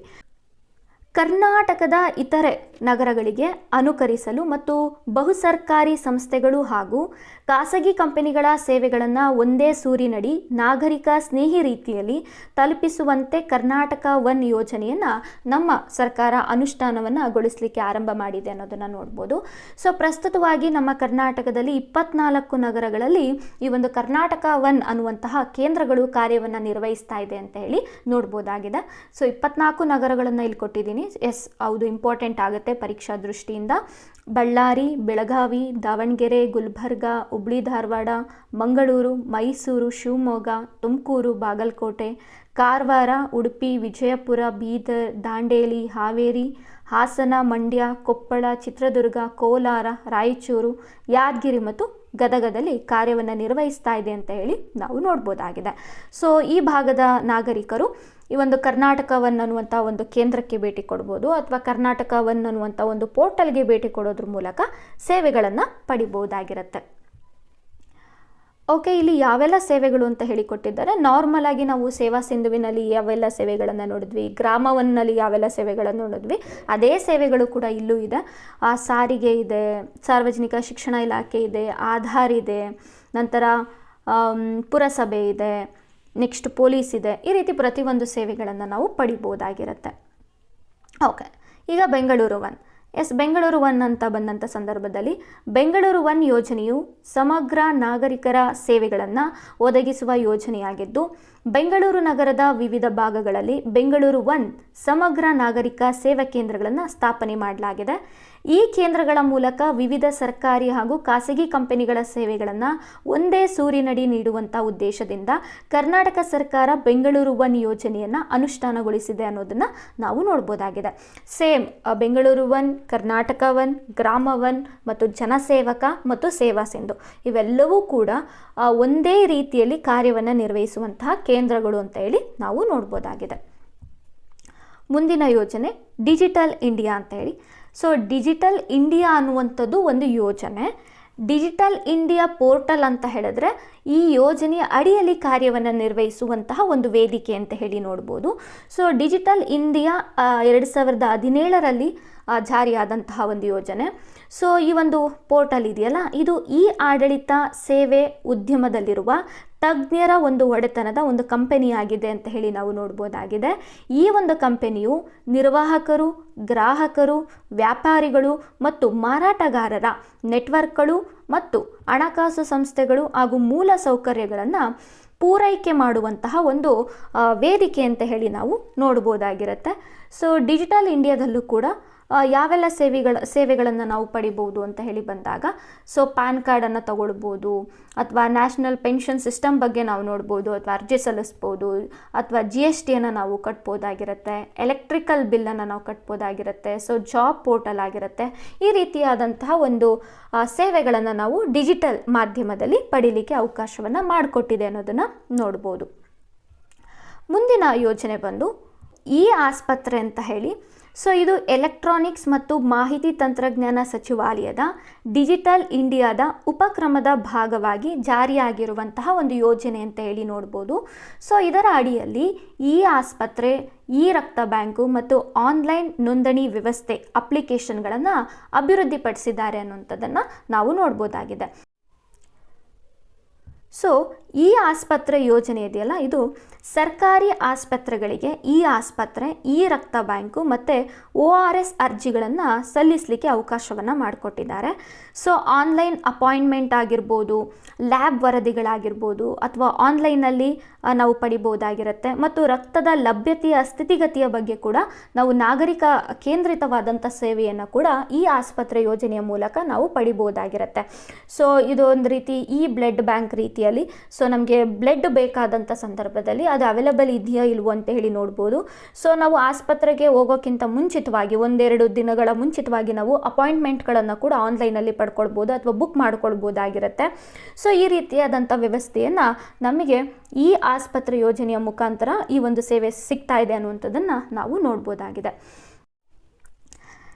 ಸೊ ಇಲ್ಲಿವರೆಗೂ ನಾವು ಕರ್ನಾಟಕದ ಪರಿಣಾಮಕಾರಿ ಆಡಳಿತಕ್ಕಾಗಿ ವಿಜ್ಞಾನ ಮತ್ತು ತಂತ್ರಜ್ಞಾನದ ಕುರಿತಾದಂತಹ ವಿಷಯಗಳ ಬಗ್ಗೆ ಚರ್ಚೆಯನ್ನು ಮಾಡಿದ್ದೇವೆ. 28ಕ್ಕೂ ಹೆಚ್ಚು ಉಪಕ್ರಮಗಳ ಬಗ್ಗೆ ಚರ್ಚೆಯನ್ನು ಮಾಡಿದ್ದೇವೆ. ಸೊ ನಾನು ನಿಮಗೆ ಕೊಡುವಂಥ ಸಣ್ಣ ಸಲಹೆ ಏನು ಅಂತ ಹೇಳಿದ್ರೆ, ಸೊ ನಾನು ನಿಮಗೆ ಪ್ರೊವೈಡ್ ಮಾಡಿರುವಂಥದ್ದು ಪ್ರತಿಯೊಂದು ಕೂಡ ಕರ್ನಾಟಕದ ಅಧಿಕೃತ ವೆಬ್ಸೈಟಲ್ಲಿ ಮತ್ತು ದಾಖಲೆಗಳಲ್ಲಿ ನೀಡಿರುವಂತಹ ಮಾಹಿತಿಯನ್ನೇ ನಾನು ನಿಮಗೆ ಕೊಟ್ಟಿರುವಂಥದ್ದು. ಸೊ ನೀವು ಕೂಡ ಏನು ಈ ಗವರ್ನೆನ್ಸ್ ಅಂತ ಏನಿದೆ, ಸೊ ಆ ಒಂದು ವೆಬ್ಸೈಟಿಗೆ ಭೇಟಿ ಕೊಟ್ಟಂಥ ಸಂದರ್ಭದಲ್ಲಿ ಸೊ ಇನ್ನಿತರ ಉಪಕ್ರಮಗಳೇನಿದೆ, ಸೊ ಅವೆಲ್ಲದಕ್ಕೂ ಕೂಡ ನಿಮಗೆ ವೆಬ್ಸೈಟ್ಗಳನ್ನು ಅಲ್ಲೇ ಪ್ರೊವೈಡ್ ಮಾಡಿದ್ದಾರೆ. ಸೊ ನೀವು ವೆಬ್ಸೈಟ್ಗೆ ಭೇಟಿ ಕೊಟ್ಟಂಥ ಸಂದರ್ಭದಲ್ಲಿ ನಿಮಗೆ ಇನ್ನೂ ಹೆಚ್ಚಿನ ಮಾಹಿತಿಯನ್ನು ತಿಳ್ಕೊಳ್ಳಿಕ್ಕೆ ಸಹಾಯವಾಗುತ್ತೆ. ಸೊ ಇದು ಪರೀಕ್ಷೆಗೂ ಕೂಡ ನಿಮಗೆ ಸಹಾಯ ಮಾಡುತ್ತೆ ಮತ್ತು ನಿಜ ಜೀವನದಲ್ಲೂ ಕೂಡ ಸಹಾಯ ಮಾಡುತ್ತೆ ಅಂತ ಹೇಳಲಿಕ್ಕೆ ಇಷ್ಟಪಡ್ತೀನಿ. ಸೊ ಇಲ್ಲಿವರೆಗೂ ತರಗತಿಯನ್ನು ನೋಡಿದಂತಹ ನಿಮ್ಮೆಲ್ಲರಿಗೂ ಕೂಡ ಧನ್ಯವಾದಗಳು.